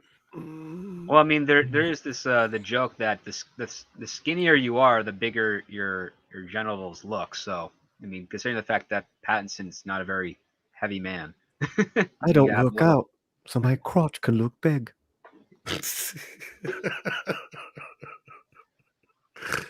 He's just making it worse for himself. But Enrique, I'm sorry your father's getting more disappointed, but I totally understand where you're coming from, my friend. Olaf, it was nice meeting you yesterday on the member stream. That was awesome. Sends in €5. Actually, I think we talked to him before as well, but it was good to see you, I should say. Did you see all their super chat videos has been released in many languages and countries with similar video yet different interviews? I think you're talking about like the influencers that are paid to be super fans for the Rings of Power. I only saw the one video so far. I look forward to seeing the others, just for the sheer Get the cringe of Espanol it. boys on that, Paulie. See if there's a version in Spanish. Yeah. I have a large crotch. I'm sure you do. Okay, I'm sorry. But you can't be showing it on television. I'll put that away. I believe songs already written. Dude, this is actually the kind of conversation that I would expect those super fans to have, because looking at the general level of the one video I saw of them already, that's probably how they're going to be addressing the Lord of the Rings. That is actually something Bono said in the late 80s, and I never forgot that. Oh my God, that does sound like something Bono would say. It does. It totally does. Now, we showed these on Midnight's Edge After Dark, but speaking of Batman and Batman suits, did you see Michael Keaton rocking the suit? Yeah, look good. Oh, the new one. Yeah, looks not bad. Looks a hell of a lot better than Pattinson does, even though it's a little baggy and saggy in some parts, but yeah. Well, I think they're using the same method where it was a spandex like turtleneck thing and then rubber padding on top of that. It kind of looks something like it's kind of like a mix between something new mixed with the Batman Returns outfit. He still can't turn his head in that though. Yeah, it's not quite as angular in the belly and the chest area as the Returns outfits, but it's similar in that respect. But from the pants down, he doesn't have the belt anymore. It's totally different from the all the way down. So that part looks a little different. But that just might be in the angle that they're taking. It could be. It could very well be. Really quick about that Spanish interview, that Olaf. God, I was watching one video, some British guy, and he took all the super fans, the flans. And flans, they're super flans. That's the exactly. flans. And he influencer and fan put together. Yeah, well, he intercuts all of them, like the ones from the States, the UK, Spain, all that, and it's the same setup. It's the same reactions. They're just different. Probably all the same script. And apparently, there was a guy peeing in the background or something. What? Where? In one of them. No, I see like people say to the comments, and I saw it on Twitter or something as well. Oh Lord! That's probably who Paulie was talking about. The guy. I just haven't had the hour to sit through that fucking thing, and I just. Well, I could only take so much, but I liked what he was basically. The argument that this YouTuber guy put up was that this is all a setup. These guys are all Of course it actors. is. You know, they're all influencers. They admit it. They say like the Fellowship of Influencers.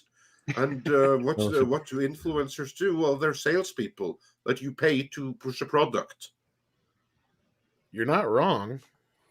That's But I'll pretty see if much. Geek Tropology can dig up the Spanish one, because that would be fantastic to. I'd compare them with the others too. Yeah. And I'll get that other video. Okay, thanks, Olaf. Yeah, that'll definitely blow them out of the water too, especially if they're the same exact wording and shit. It's the same thing. I can tell you right now, it was the same word. Yeah, they're all reading the same script for same different script, regions. same camera angles, same camera shots. Was just he probably filmed them like they filmed like the Mexican Dracula and the American Dracula movie.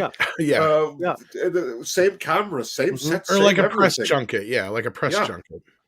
Yeah, where you basically keep moving people in. You don't. When there was this one where like they're sitting down and they're watching the first, and they're all serious, and then the next shot they're all like, clutching their pearls and with their cameras, like this is like so incredible, and every country had the same reaction.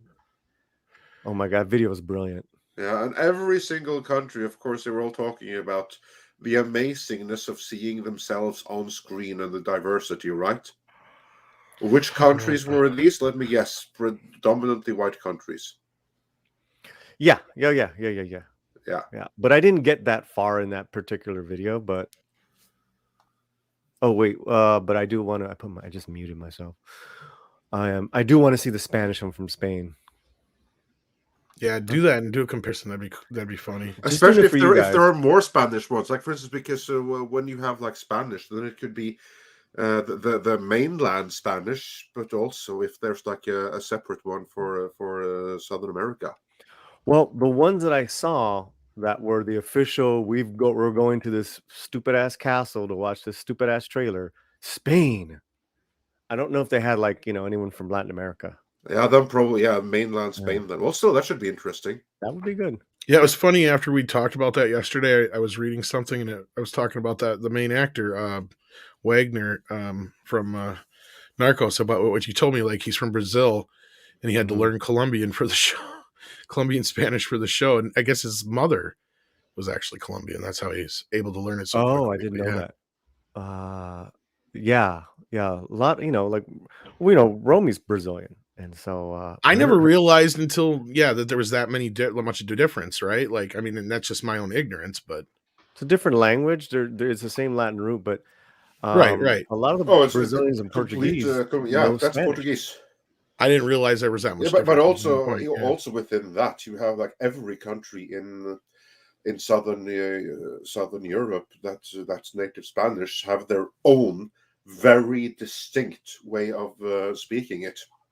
You can totally tell the difference between Peruvian Spanish and Mexican Spanish. Well, and I learned a lot of different that again from mainland Spanish. Well, initially there you have the different dialects. I initially learned a lot of that from Paulie, and then watching this Narcos show, there's even bits where they get into that. Like the one guy catches the one guy. He's like, he's not from Colombia, because you could tell from the accent. The American guy could. So just little things like that. It was really kind of cool. But anyway, I just thought that was interesting. J. Hag says, Bezos and ilk, this all about power over governments, countries, your shopping, and now your soul. Well, where does he pay taxes? Because, he didn't sure pay the U.S. any taxes.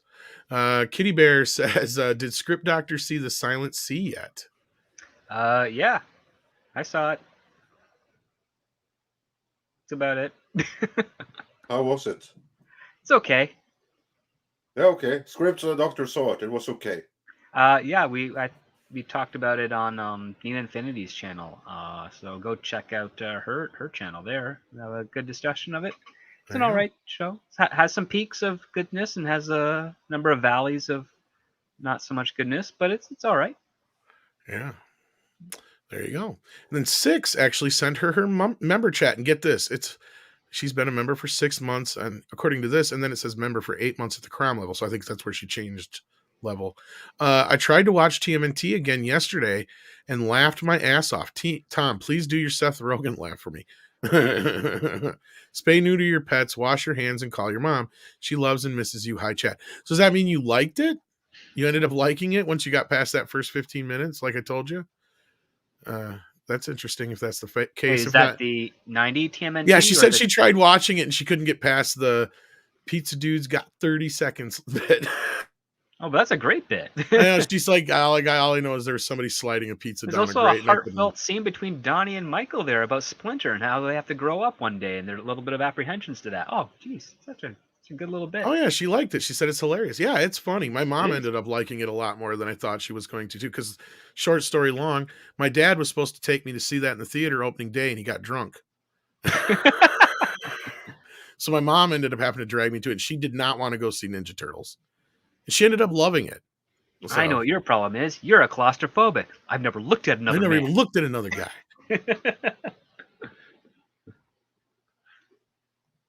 Sleep in the Kind of trunk. like moonlighting, isn't it? I believe songs are already written. I believe songs are already written. Oh, Lord. And we're getting somewhat caught up here, but thank you guys so much for the member chats and super chats. They always lighten up our day.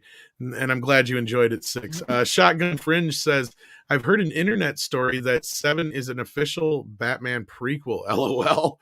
I am concerned about the Willow series coming to Disney Plus. Not sure it will work with that redhead girl from Solo.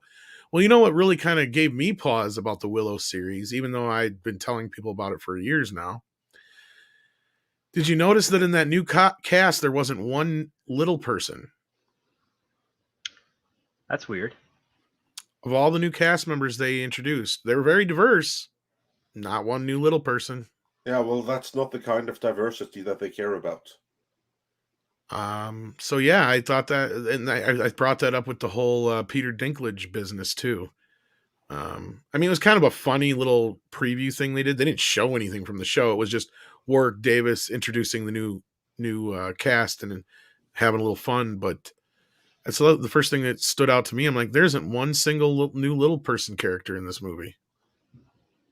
Was he just introducing the main cast? He was introducing all the new kids that are in the cast. Otherwise, it's supposed to be returning characters as far as I know. But yeah, I don't know how many are returning. But see, now this is supposed to be more like the potential is here. And this is what I said. Here's another shot at them to do something that could be already set up to be what they want to do, like, you know, a strong female character, because it should be about Elora Danan taking on her role in this, you know, in her place, because she's old enough now.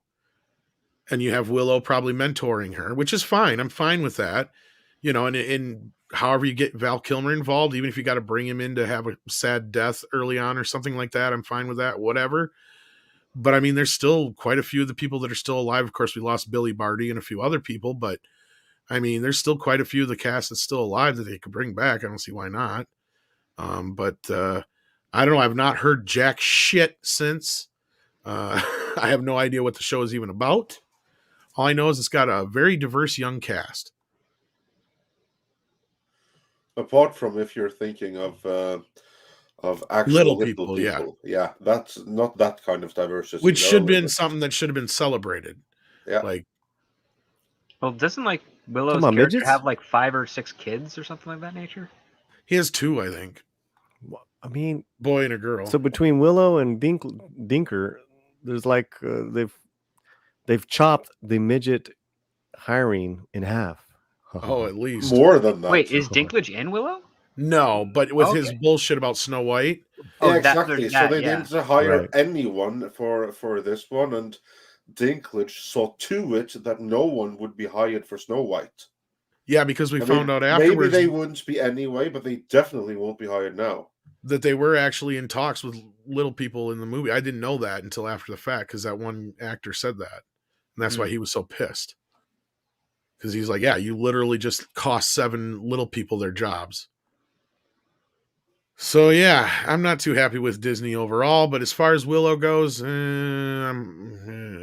Gotta wait and see the next. Here's next the thing. announcement, right? Basically, Ron Howard's cashing out kids. I told you guys this a while back, and it's almost pretty much confirmed now because he's been trying to sell his company. This is what I was told then. He's doing this series and maybe 1 or 2 movies, and he's done. He's retiring. So yeah, imagine trying to make a couple of efforts to expand just before like 2016, 17, and they did not go well because they were kind of drinking the Kool-Aid of that diversity and inclusion and all that stuff. Oh, And we got a drink.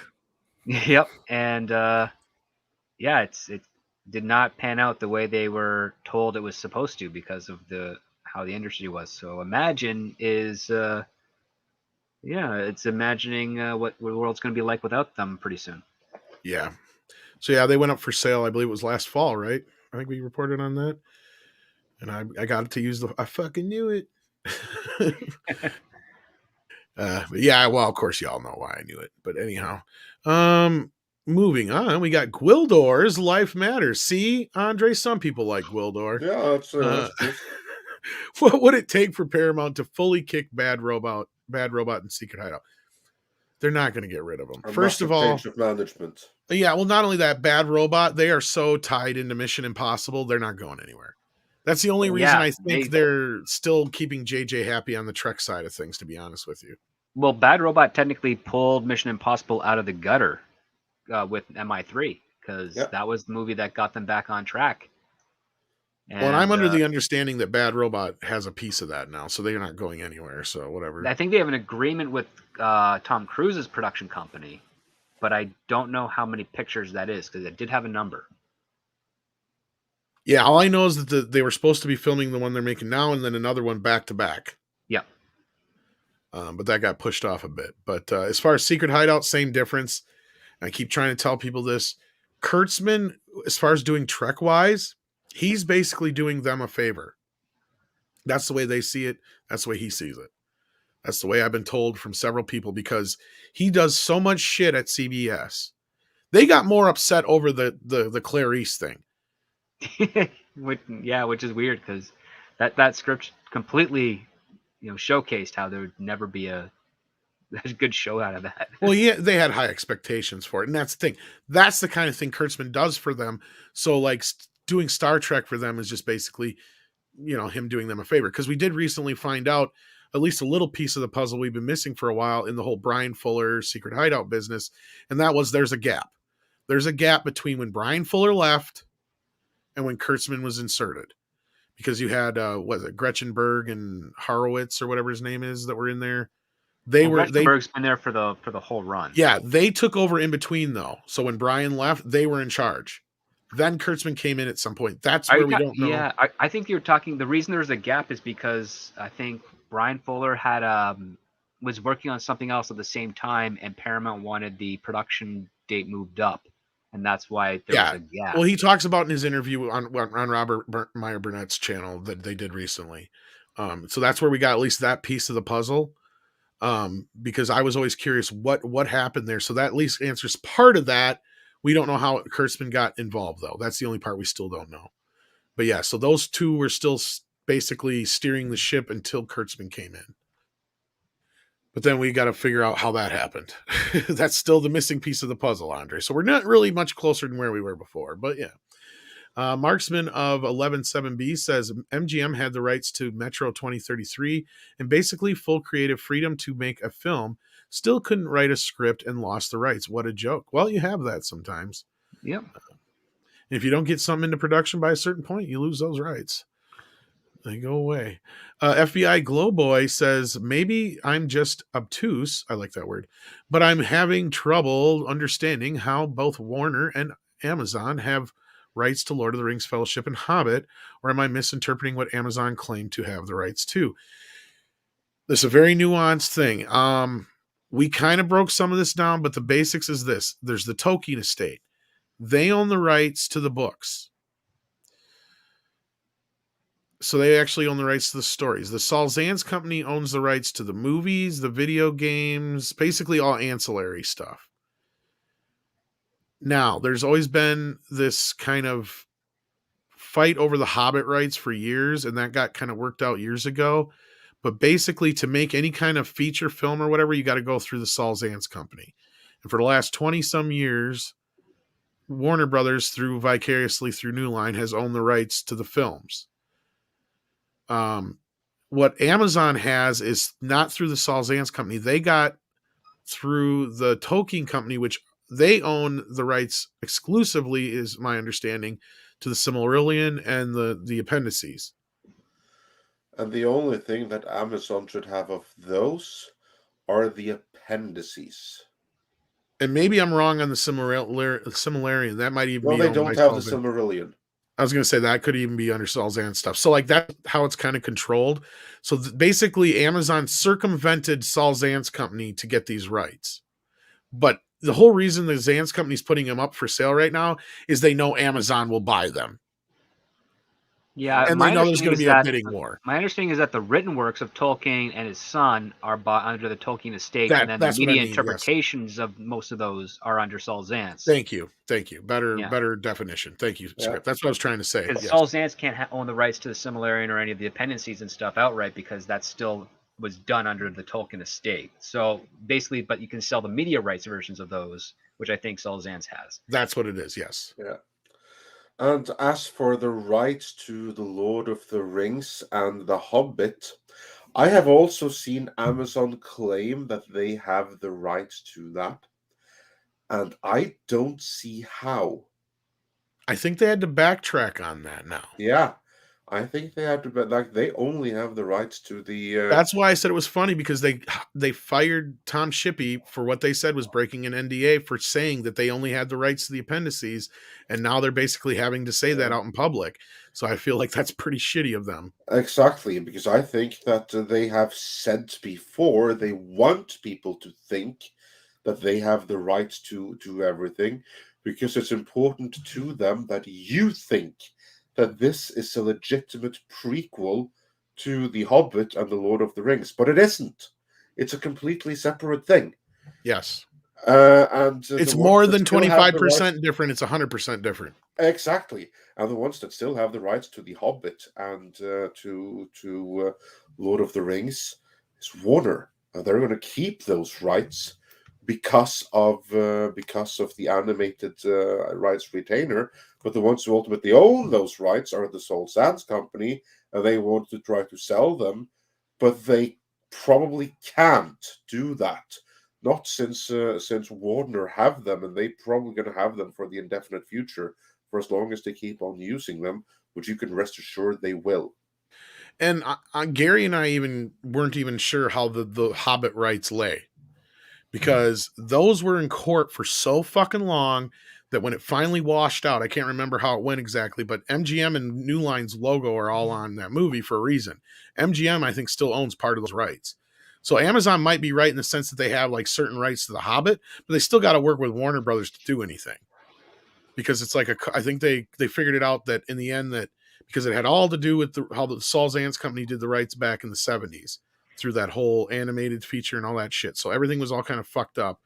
And basically when it boiled down to is I think MGM got international distribution and Warner got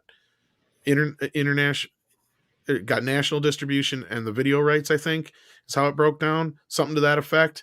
But they ended up splitting the rights is what happened. Somebody knows better in the chat, please let me know. But Gary couldn't remember either at the time when we were talking about it. But we do know that there was that whole thing too. So with Amazon buying MGM, I don't know how that complicates matters either. But as Cyber Soldier asks here, do you guys think after the merger, Discovery Warner Brothers will make it difficult in the bidding process? I don't know if there's going to be a bidding process now. That's what I'm curious about this story this morning. There can't be one, because here's like the thing that they can if the Saul Zaentz company wants to sell the rights, they technically probably can. But here's the thing: nothing is going to change, because then the new owner would buy up the existing contracts and all the obligations that go with them. So then Warner would still have the movie rights. They just have to send the license somewhere else. They're probably going to want to cash in, but Warner are going to have to sign up on that. And for instance, if it's to Amazon, maybe they can block it. It's going to depend on the individual licensing deal. And I just don't remember, because it's been so many years since these battles went down that I'd have to go back and actually research it. But Brian also says, didn't Guillermo del Toro leave The Hobbit because of legal battle?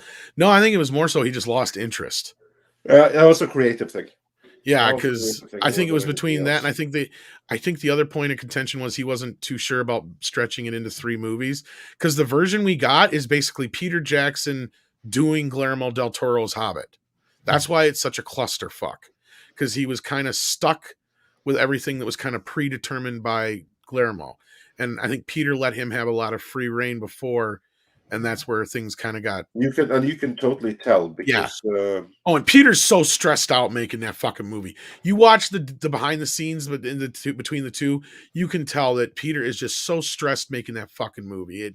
He lost so much weight and shit. And I think it was over the stress more than anything, and all the crap that went down. And he got so sick during the making of that. There was even that little funny crossover video that I'm sure Robert Meyer Burnett helped put together, because that would make sense, where they had Bryan Singer come over and do the thing, and it was like a whole big little fucking game they played with the video thing on the making of thing. But like, he literally did get sick during the making of that and couldn't even shoot because he was like ill as fuck, and that movie almost killed him. And I think it was because Guillermo just saw the feat it was going to be and said fuck this and walked away, leaving Peter to hold the bag. Well, the Peter Jackson and Bryan Singer bit was during Kong. You're right. Sorry about that. Yes, That's you're okay, right. but like you're absolutely true. Peter Jackson lost like 100 pounds making He did, Lord yes, of the Rings, but he did get sick during The Hobbit. I do remember that. Yeah. Yeah, but yeah, he was he was unrecognizable. Like if you didn't know that was Peter Jackson, like in the middle of production of Lord of the Rings, you wouldn't recognize him because he used to be a big round guy, and then he I was think a Gary scrawny- said he came into his store. Gary of Nerdrotic said he come into his store while he was making The Hobbit, and you couldn't recognize him at first. Like yeah. they were like crowded around, going, "Is that Peter Jackson?" And he ended up buying what was it? I think he said "Y the Last Man" or something like that. Can't remember what it was, but yeah. But yeah, he got really thin there for a while. But no, Bryant, I'm glad you're here, because this next story we're going to jump to real quick is going to make you happy. It looks like Francis Ford Coppola is putting his money where his mouth is. He said, "Fuck it, I'm making Megalopolis myself. Oh, I don't cool. care." He's like, "I'm gonna be dead by the time this movie makes money, so fuck all y'all." I hope it works out for his descendants. That it does sound like a powerful signal to the industry. I think so. I gotta applaud him for this. So hey, hopefully we get to see Megalopolis before his time is done on this earth. So I hope you're happy about that, Bryant. Yeah, that'll be interesting, though. I hope he pulls it off. But yeah, that's basically the story. Is he's putting his own money into Megalopolis, and he doesn't care. He's got fuck you money. Well, he's one of the first directors I've seen do this, though, kind of thing. And more power to him, man. More power to him. I think that's kind of cool. And another quick story while we got the moment here. Spider-Man No Way Home has finally got its digital release date. So I don't know if Mikey Sutton and that other story that came out from Comic Book News or whatever it was .com, where we're supposed to be getting a extended cut, is actually going to happen. Because it looks like the original March 22nd date is on. That was the date I told people about a month or two back. Oh, that is on. I did see a trailer this morning where they said that they're going to have special features and extended scene takes and things on that, but I don't know if that's integrated into the film or if it's just part of the special feature stuff. Well, there was a Special rumor. features. There was a rumor going around that they were going to re-release Spider-Man No Way Home as an extended cut in theaters the week after Batman opened, and the reason mainly being just so they can get that extra 100 and some million to get over the 2 billion. Like the Dark Knight did. And stick it to Batman a little bit. I could see that happening, but with this movie dropping like this, I'm not so sure, because I would think that would be the version they're putting on home video. I would think they'd be promoting the fact that it's an extended cut. Why not double dip there later too? But yeah, they could, but yeah, I would have thought that if they were doing that, we would have known for certain by now. And I have heard nothing. The only rumor, I've not heard anything from my rumblings at all about an extended cut. That was the first I heard about it last night, and it was from a Cosmic Book News story. And Gary said that Mikey had reported on it, but it wasn't his scoop, he don't think. So, but they put this picture together for this announcement, so that was pretty cool. So cool business. Now you know when you get to see Spider-Man No Way Home on digital and on Blu-ray. And when I get to see it for the first time. So you got not much longer than Andre. Not much longer. Let's see here. We got FBI Glow Boy. We got this one. Sorry. But thank you again for that question. And then we got Action Com, who says, what happened to the IATSE thing last year? Script. As far as I know, it looks like it's been resolved. No one's informed me of anything new happening with it. But if anyone out there in the chat knows, please inform me, because once the holidays hit, everything went pretty silent. Yeah, we haven't heard much else about it. So yeah, considering. But yeah, if you hear anything more, Script, keep us posted. But yeah, that's last I knew that was just kind of silent. And then we want to thank MB for being a member for 9 months. Thank you so much, MB. We appreciate that. Didn't send in a message, just did his monthly thing or whatever you call it. And then let's see here. What do we got next? I got too many fucking windows here. Let's see here. Michael Miller says, Tom, Pine and Quinto have a contract that says paid extra for last 2 movies lost money. ID broke even. Ancillary marketing was 120 million. Yeah, so basically they're going to be even more expensive now than they've ever been before. Yeah, unless they're willing to take a pay cut, which they haven't been before. So why would they change their mind now? Yeah, and that's what caused Pine to walk away before, because they weren't even coming close. It didn't sound like so. No, I don't see this fucking movie happening. Script, do you see that Star Trek 4? No, I think you were here when we talked about it, so never mind. No, I don't think. Listen, if it happens, that will be a miracle. Yeah, I'll just say that. I won't believe it until it's actually filming. I get to actually see some footage. Neil had a good question for you, Script. What's a good screenwriting book? Writing for Fun and Profit by Tom Lennon and Robert Barrett Grant is a pretty decent screenwriting book. It's actually shows you how to do outlines, shows you formatting, lets you understand the concept of negotiations with studios, and also gives you tips on when you know you're going to be fired based on your parking situation. So that's it's so true. It's all real you stuff. Just sold the book to me right there, because that was cool. Yeah. It's cool. Also has one of their treatment outlines for their follow up to a Reno 911 Miami, which is actually quite funny in there as well.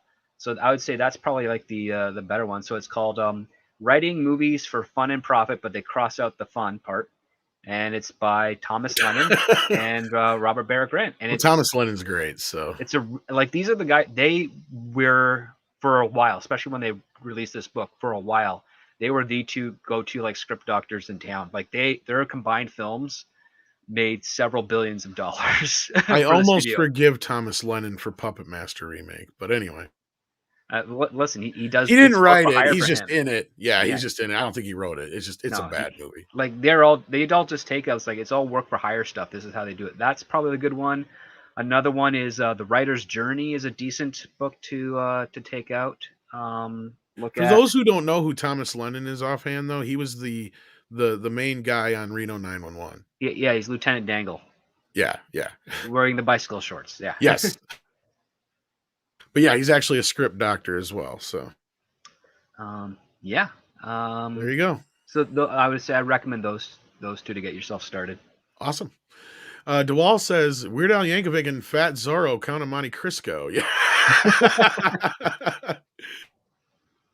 I would watch that. I would totally fucking watch that. I had a mean joke right there, but has to be a musical though. I'm nice to it right now. I'm nice. Oh, go for it, Paulie. No. All right. I sent you a photo though. I mean, okay, hang on. That's on PG. Phone or on my Twitter? On Twitter, it's PG. And I guess I got to do this in Mikey voice. Pizza Dude's got 30 seconds. Thank you for that, Snell World. We appreciate that. Matthew W. says, I like Crisco. Makes the best cookies. It's a shortening. It is. Master Clockwork says, I had to remind myself Pattinson was Bruce Wayne because of how sickly he looks in the trailer. I kept thinking they were showing the movie's villain. Yeah, he does look like a villain. And it sounds like he's playing it like a villain. Like, he does not understand. Like, of all the people that have ever played Batman, wrote Batman, this guy does not fucking get it. Does not get it. And that scares me because that means that Matt Reeves had zero impression on him, and or this is the way Matt Reeves thinks too. Oh, well, no, it's the latter. This is how Matt Reeves thinks too, because everything that this actor has said, this actor has said, comes straight from Matt Reeves. That's what I'm afraid of. Yeah, including like this whole Kurt Cobain thing when he was like, "I wonder where's my angle." That wasn't his angle. That came straight from Matt Reeves. He was the one who was like, what if Batman is this? And it was just because he happened to be listening to Nirvana at the time. I mean, what if he had like better sense of music? Maybe, or what if he was listening to U2? Is there a universe where the Batman had been just think if he was listening to if he was listening to surfer music, we could have got the '60s Batman all over again. Actually, Batman in the comics hates rock and roll and all the derivatives of. There's actually a couple of issues where he's like he studied rock and roll in like an afternoon, and it's like going after some rock and roll killer. He could listen That's a to lie. Rammstein like me and model Batman after Till Lindemann. All lies. Haven't you seen Bat Metal? We rock. I've seen the Bat Metal videos. Those are they're actually hilarious. I reject your hypothesis on this whole rock and roll thing, script doctor. I got it. Even though they you're were a doctor. published in DC Comics, I think, in the 80s. Don't care. Don't care. Don't care. Batman rocks. Period. There is no other kind of music in Batman's world. I believe Bat Tom was already written. There's only death metal and Danny Elfman. I don't know. Christopher Drake's really good too. Oh yeah, that. No, that's not Christopher Drake. No, I know that's the Nelson Riddle guy, but no. Batman rocks. Ain't you seen the Batusi? Yes, I have. Case dismissed. Sorry, had to bring him on. Did you have to work out for your role? He doesn't work out. He's only has a stuntman that works out. Neither do I. It's called face mapping. Have you heard of it? What? Batman a detective? Did you know that Batman was a detective? I did not know he was a detective. Thank you for that, Master Clockwork. And then we got Mecha J here who says, those are not super fans, they're super shills. Exactly. Exactly, Mecha J. Couldn't have said it better myself. Well, they're certainly paid, that's for certain. Yeah. Well, they're professional influencers. That's what you become. Exactly. Yeah. Then Action Com sends in 2 and says, regarding Batman, will Bob be coming back? Bob? Tracy Walter? I thought he retired in 2016. As far as using the character, that would be great. I love Bob as a character. Me too. Gonna need a moment alone, boys. Bob? Bob? He has like what 4 lines in that whole movie? Like one is the photos. He's only in the movie because of Jack Nicholson. Well, that Bob. Yeah, Bob. The one he kills and says he's gonna need a moment alone. I thought you were talking about Richie's brother. Bob? Oh no, you're way off. Way off. You're thinking La Bamba. No, man. That's La Batman. La Bat. La Batmanuel. The wall La Batman says, "Look to the wall." That actually works. Now I want to hear. Now Bat Tom's going to do that song. The walls. See, I told you I rock. The wall says, "Look to the walls in the background when they walk through the circular gate. That's where you'll find the dude missing a urinal. What the fuck? How? Yeah, you see, I told you. Why would there be a urinal there? Well, they probably filmed it in the gender fluid room. What the fuck? In the gender now I gotta fluid watch bathroom. this shit. Somebody needs to send me a timestamp of this crap. Because I'm sorry, that video is like an hour and 15 minutes long or some shit. Oh, Lord Almighty! And even watching stuff at 1.25 or 1.5 still takes forever sometimes. Dr. Coffinail says, can I just get drunk to avoid stuff with my kids? Thanks for the tip, Tom. Oh, I can just get drunk to avoid. Well, that's the way my dad used to think. Not that we recommend that, but I'm sure there's plenty of people in history that have come to that conclusion, not always with beneficial results for everyone involved. So, no, but I get a kick out of this is not an easy Eddie Murphy bit to find. But one of his earlier ones where he talks about his dad getting drunk, he talks about him and his brother kicking the shit out of his dad while he's drunk because he's like, come on, you and Charlie can't do it. Come kick my ass. Come on. And they kick the shit out of him and take all the money out of his wallet. And dad wakes up next day, wait, where the fuck all my money go? I don't know, Dad. I'm going to go ride my new bike. That was kind of like my dad because he'd sit there and get drunk and he'd be like, here, just go do something. And like we lived in a little town, so we go down to the drugstore, the dime store. I'd come back with an entire box of fucking Ninja Turtle cards because my dad just wasn't paying attention and he's handing us 20s. And my mom would be like, where the fuck did your check go? And that's a day in the life of Tom. Anyway. I don't recommend it though, Dr. Coffinails. Tom. Arden Blade is here and says, thanks to Midnight Edge in the Morning for being here on my work days. Well, we're glad we can get you through your work day, sir. I believe you're a sir. If you're not, I apologize. Larry says Amazon wants the audience to misunderstand that their production is a direct sequel or prequel, to the Peter Jackson films, even thinking Jackson is a director. That's right. They even tried bringing Jackson in, and he's like, nah, I'm good.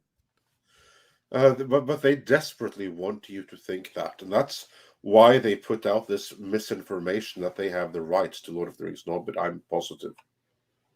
Because they want you to think that this is connected, even though it isn't. Right, and he didn't tweet or post anything about this, but then he did with the Rohirrim news, didn't he? I think so, because I think he's one of the executive producers on that, if I'm not mistaken. Yeah. Even if it's in name only, they're using his, And rightfully so. And I'm pretty sure that we have like some talks right now about like, what else can we do in live action here? Yeah. How do we stick it to Amazon? Oh, yeah. That was one of the main... I guarantee you that was the reason they dropped it the day after. Oh, of course. I mean, they already announced it, but they dropped that picture and the logo and all that shit the day after for a reason. Yeah. And then we had to get people talking and asking questions. And then Paulus Plains says, Andre, please explain Norwegian dialects and the word for plain old snow. Snow, snow, snow, snog, snor. I'm impressed. That was good. Because you have snö, snö, snö, snug, snur. You have all of this stuff. It sounds like the fucking Swedish chef going, shoo, shoo, shoo. Yeah, but here's the thing, because there's a ton of different countries with loads of dialects. Included. But the funny thing with the Norwegian dialects is that they're like different languages altogether, because you have so many valleys and hills and fjords, and between each and every single one of them, there's a new dialect. And when you get far away, those dialects, they become pretty radically different from each other. So that's like kind of like the fun thing between like Norwegian and Swedish, for instance. You have bigger differences in language within Norway, and to a lesser degree within Sweden, but mostly within Norway, than you have between the countries as a whole, on average. But yeah, of course, we have a ton of different words for snow. Don't eat the yellow snow. Always solid advice. Don't eat yellow snow. Yes, yes.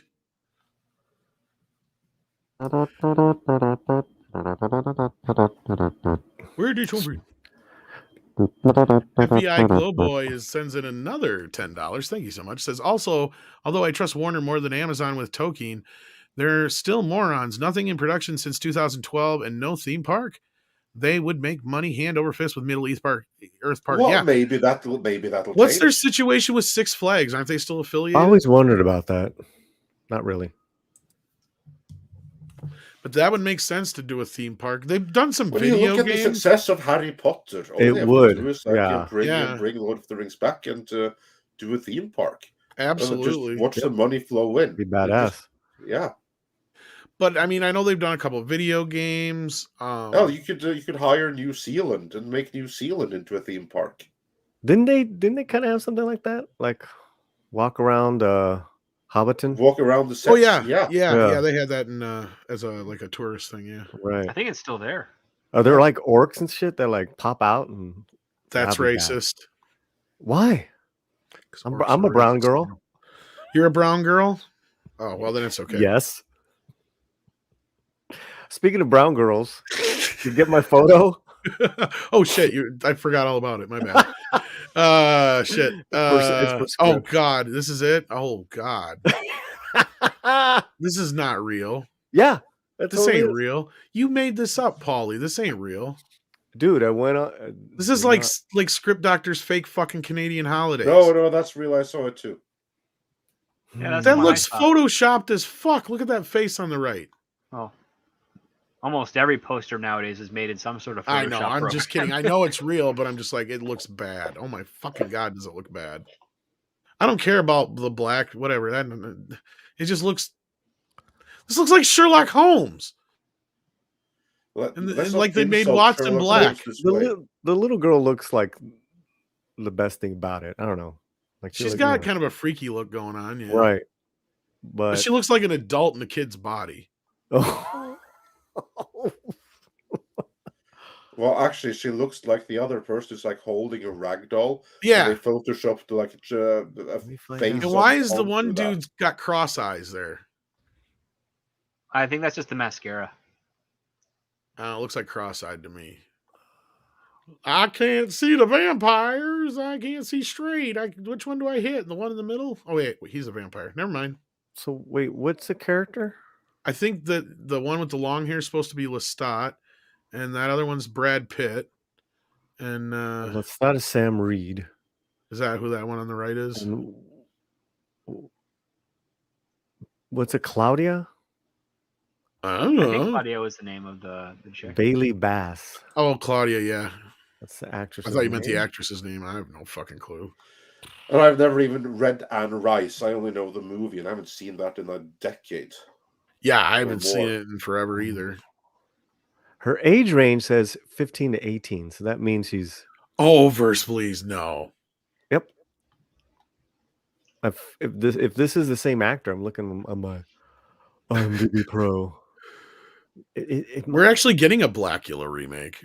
Oh, that'd be awesome. But I don't know how awesome this is going to be. Script. Did you hear what it's about? What, Interview with the Vampire? It's a star. No, Blackula. It's a star. I haven't heard what Blackula's about. Yeah, they're modernizing it. You can't. Blackula is so specific to a period of time. Why? It should be a white guy. It should be in the 70s. There weren't white guys in the 70s? No. It's bullshit. That's the common misnomer. Oh, man. Here's my last bit of news for today. Mad Max crew details explosive Charlize Theron Tom Hardy fight. She was swearing her head off at him. So evidently they got into a fight. We knew they didn't get along, right? Yeah, we heard this before at the time, but here's some more details. Yeah. But yeah, the two of them, they did not get along. Well, they didn't know which one was the star of the movie, that's why. Yeah, that doesn't help. According to Mark Galnicht, I guess is his name, the camera operator, I remember the day vividly. The call on the set was 8 o'clock. Charlize got there right at 8 o'clock, sat in the war rig, knowing Tom's never going to be there at 8, even though they made a special request for him to be there on time. Sounds like our Tom. Yeah, this sounds familiar. He was notorious for never being on time in the morning. If the time was in the morning, forget it. He didn't show up. Very Russell Crowe of him. Then the first assistant camera operator named Ricky Schomburg says, whether that was some kind of power play or not, I don't know, but it felt deliberately provocative. If you ask me, he kind of knew that it was really pissing Charlize off because she's professional and she turns up really early. Hardy showed up 3 hours late to the set that day. Oh, shit. I can see why she got pissed. While Theron waited in the war rig with full costume and makeup on. Ouch. Actually, Yeah, She but pissed the about that. producers and the director need to be more pissed and have a Yeah. real serious talk with his agent, because that's costing them. I mean, that's keeping the crew there in the hot, heated set for hours longer than necessary. And this is in the middle of the desert. What if the weather changes? They could lose a That's whole what I'm saying. day I for can't that. believe they let her just sit there. I Like can't believe they let him get away with it. Well, that They too, should- on top of it. They Yeah. should have been doing coverage and close-ups of her Yeah. lines and all those other things. That's Shoot her usually shit first. SOP. Exactly, script. Yeah. Yeah, maybe they did. Maybe that's why That's she got an true. even bigger part of the Well, movie we'll than find she was out here. supposed to. So anyway, she jumps out of the war rig and she starts swearing her head off at him, saying, "Fine, the fucking cunt, $100,000 every fucking minute that he's held up this crew. And how disrespectful are you?" So she said that he should be fined. She was right. Full rant. She screams it out. So it's so loud. It's so windy. He might have heard some of it, but he charged up to her and went, what do you say to me? Or what did you say to me? He was aggressive, quite aggressive. She really felt threatened, and that was the turning point. Well, that's where other people should get involved anyway. It got to a place where they were kind of out of hand, and there was a sense that maybe sending a woman producer down could maybe equalize some of it, because I didn't feel safe. Theron said, the director, where's the fucking direct? George, get your ass in there. Come on. I kind of put my foot down. About time, George said. I was going to say, okay, well, if Denise comes, he was open to it and kind of made me breathe a little bit, because it felt like I would have another woman understanding what I was up against. In hindsight, I was in over my head in many ways, Hardy said about the confrontation.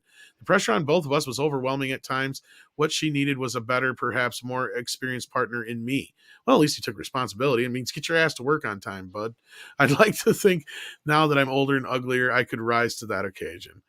Despite their tension, Theron and Hardy both stayed on Mad Max Fury Road, blah, blah, blah, blah, blah.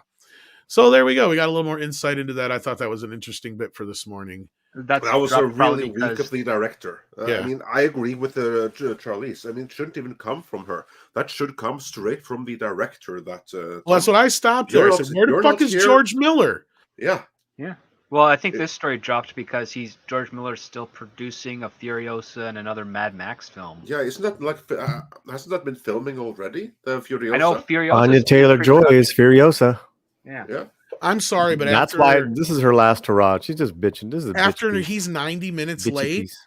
If I'm George Miller, I pull her ass out of that rig, and when fucking Tom Hardy's happy ass finally fucking shows up, I say office now, and I deal with that on the side, and that's how I'd have dealt with it, and then the whole thing wouldn't have happened. But if you know you're sitting there for 90 minutes already, get your fucking actress out of that rig.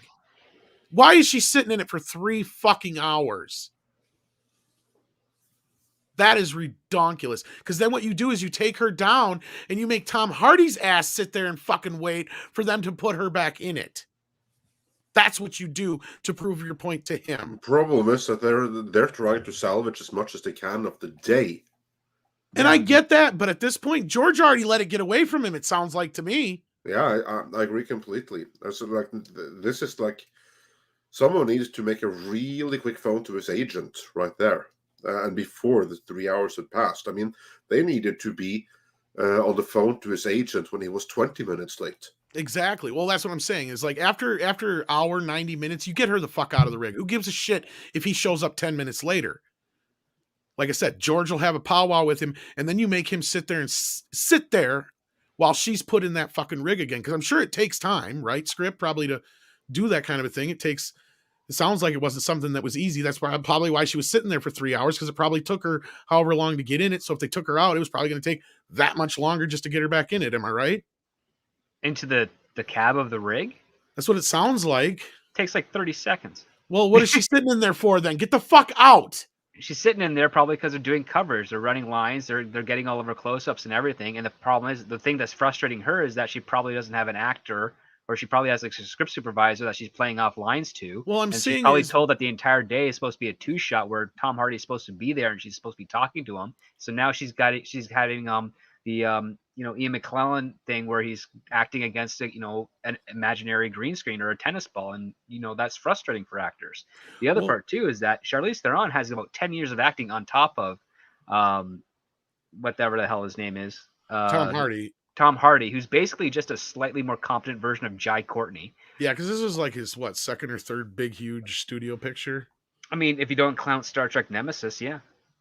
Well, I mean, so I'm saying he only had a couple before that. It was all independent stuff otherwise. Who cares about this story, man? I do, because it's funny. Oh, you do? Oh, okay. No, because I'll be honest with you. No, as far as the rig thing though, script, I think But is it real? I think this. Yeah, it's real. It's real. I think she had to actually get into a deal with her arm thing though.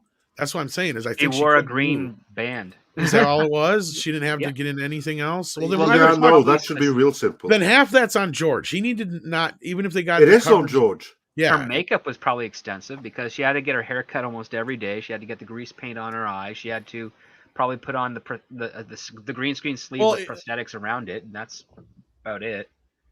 I mean, did anyone like that movie? I liked it. It's visually stunning. I had loads of fun with it.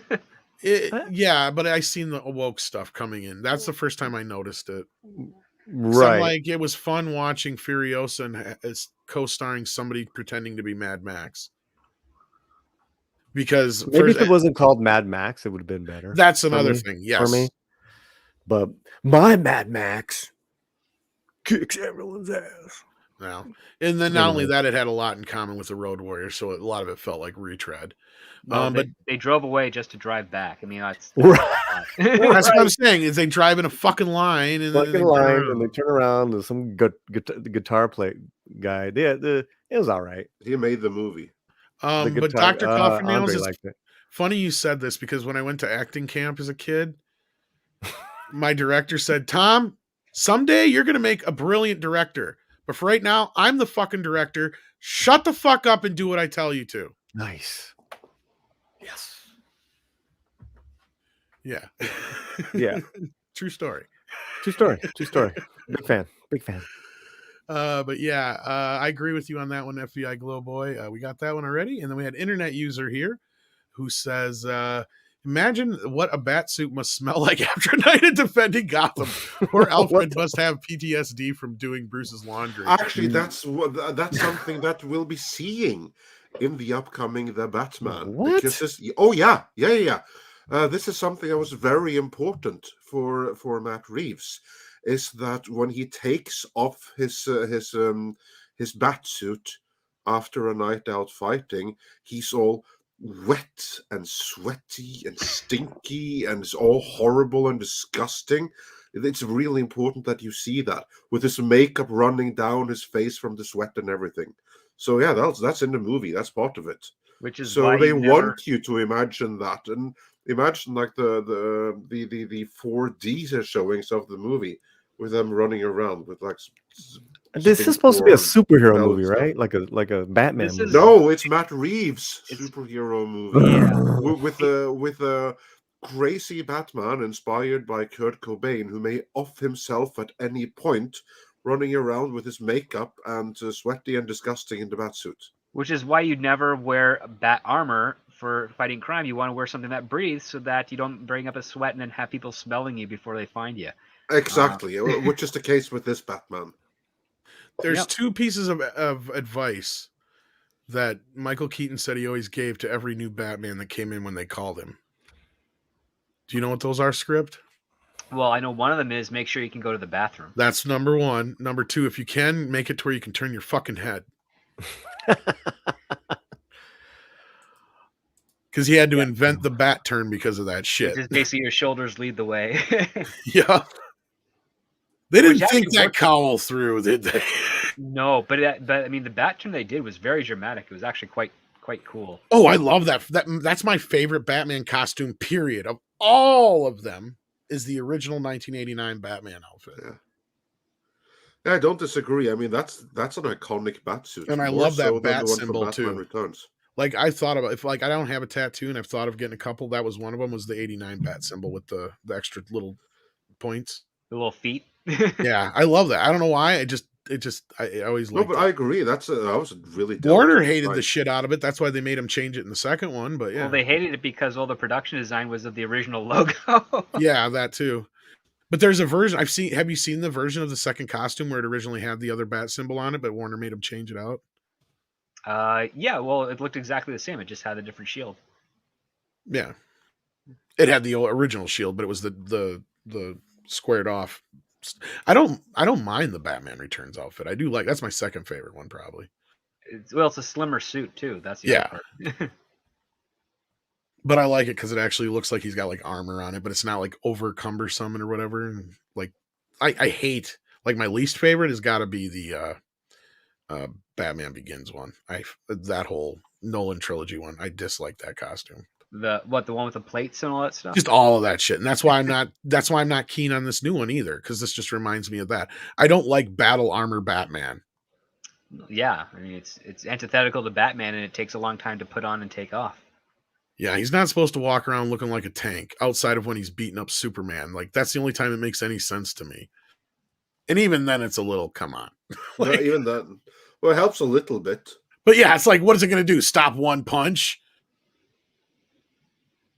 And even then, the chances of you surviving that one punch are pretty slim. Like, Superman always lets you know, I could kill you like that. Like, why are we fucking around here? Hey, Jeff C., how you doing, my buddy? Says, I'm getting tired of the Dark Knight reality stuff in Batman films. They should bring back some of the Burton-esque fantasy elements in them. I don't totally disagree, or at least the a little bit more of the fun tone. It doesn't have to be funny or campy or anything like that, but just it doesn't always have to be so dark and dour. I just want a fun story with a Clayface that shapeshifts into various things and people. That'd be awesome to see. We haven't seen that in a Batman movie. Jim Carrey playing Clayface? Well, maybe. Just any actor, really. Because I think he could. It's basically a rubber clay monster suit, and then it just, digitally forms into other character actors that are playing, whomever. All right, we got get Richard Mole back or or something, We got Rod Thunderheart who says, "Hail Midnight's Edge in the morning. As a trucker, I noticed the rig specially made with body of another car merged with Western Star Tractor. It was taller than normal rigs." Yeah, well, there you go. With that, we are caught up. All right, excellent. So with that, I'd like to say thank you to the panel for being here and for making this such a fun show on this slow news day. Thank you. I'd like to say thank you to the mods, to every single one of you who have been here helping us out behind the scenes. We really appreciate that. And thanks to everyone watching, because we couldn't do this without you. We'd just be talking to ourselves, and where would be the fun in that? And there should be a 4K for you tonight, but I'm not 100% sure because I haven't heard from Valiant yet. But, and we also have a video coming. So maybe tonight. Maybe not. So maybe we'll postpone that for the video and we'll figure something else out. Maybe because there's not a whole lot of news. There's just a little bit of news. So I'll talk to VR and we'll see about that. But with that, didn't I send you a 4K news thing? Let's yesterday. See. What'd you send me? Something about some release. Last thing I got from you about anything was Elvis. I'll be live tonight, guys. Where did you send me in on? We're gonna be talking about a lot of what we talked today, and some other stuff. So come and join me. I'll be live in a few hours. Cool.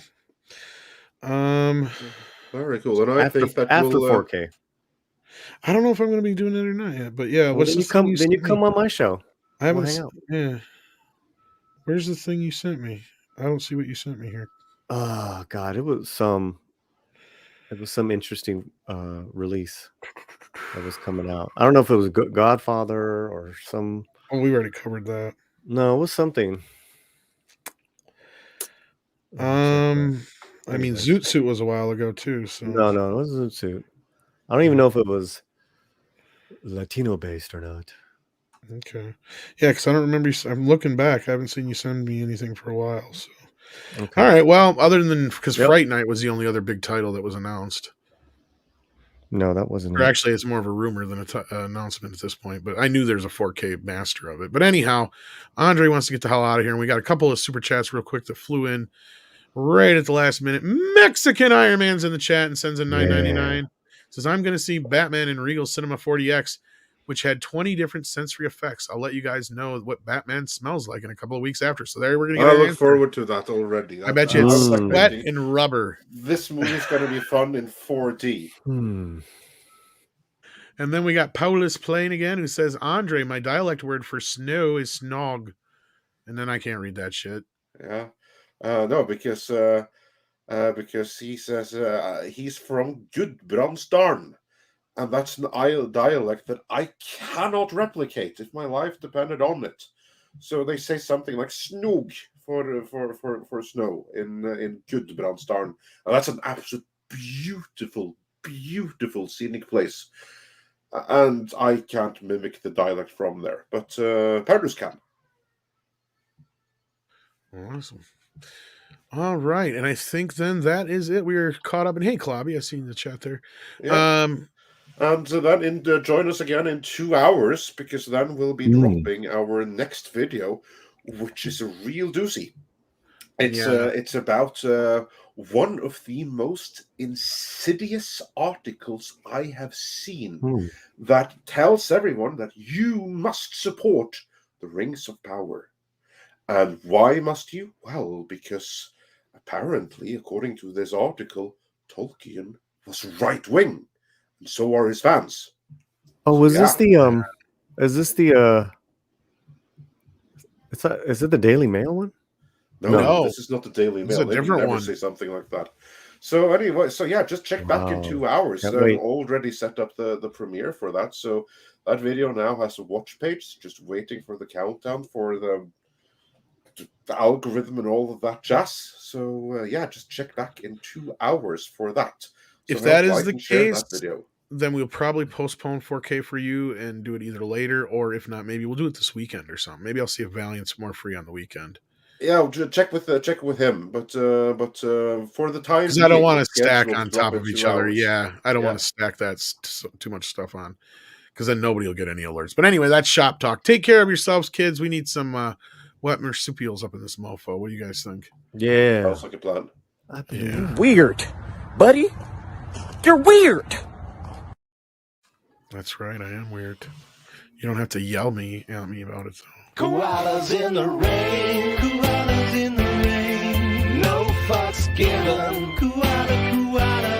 Koalas in the rain.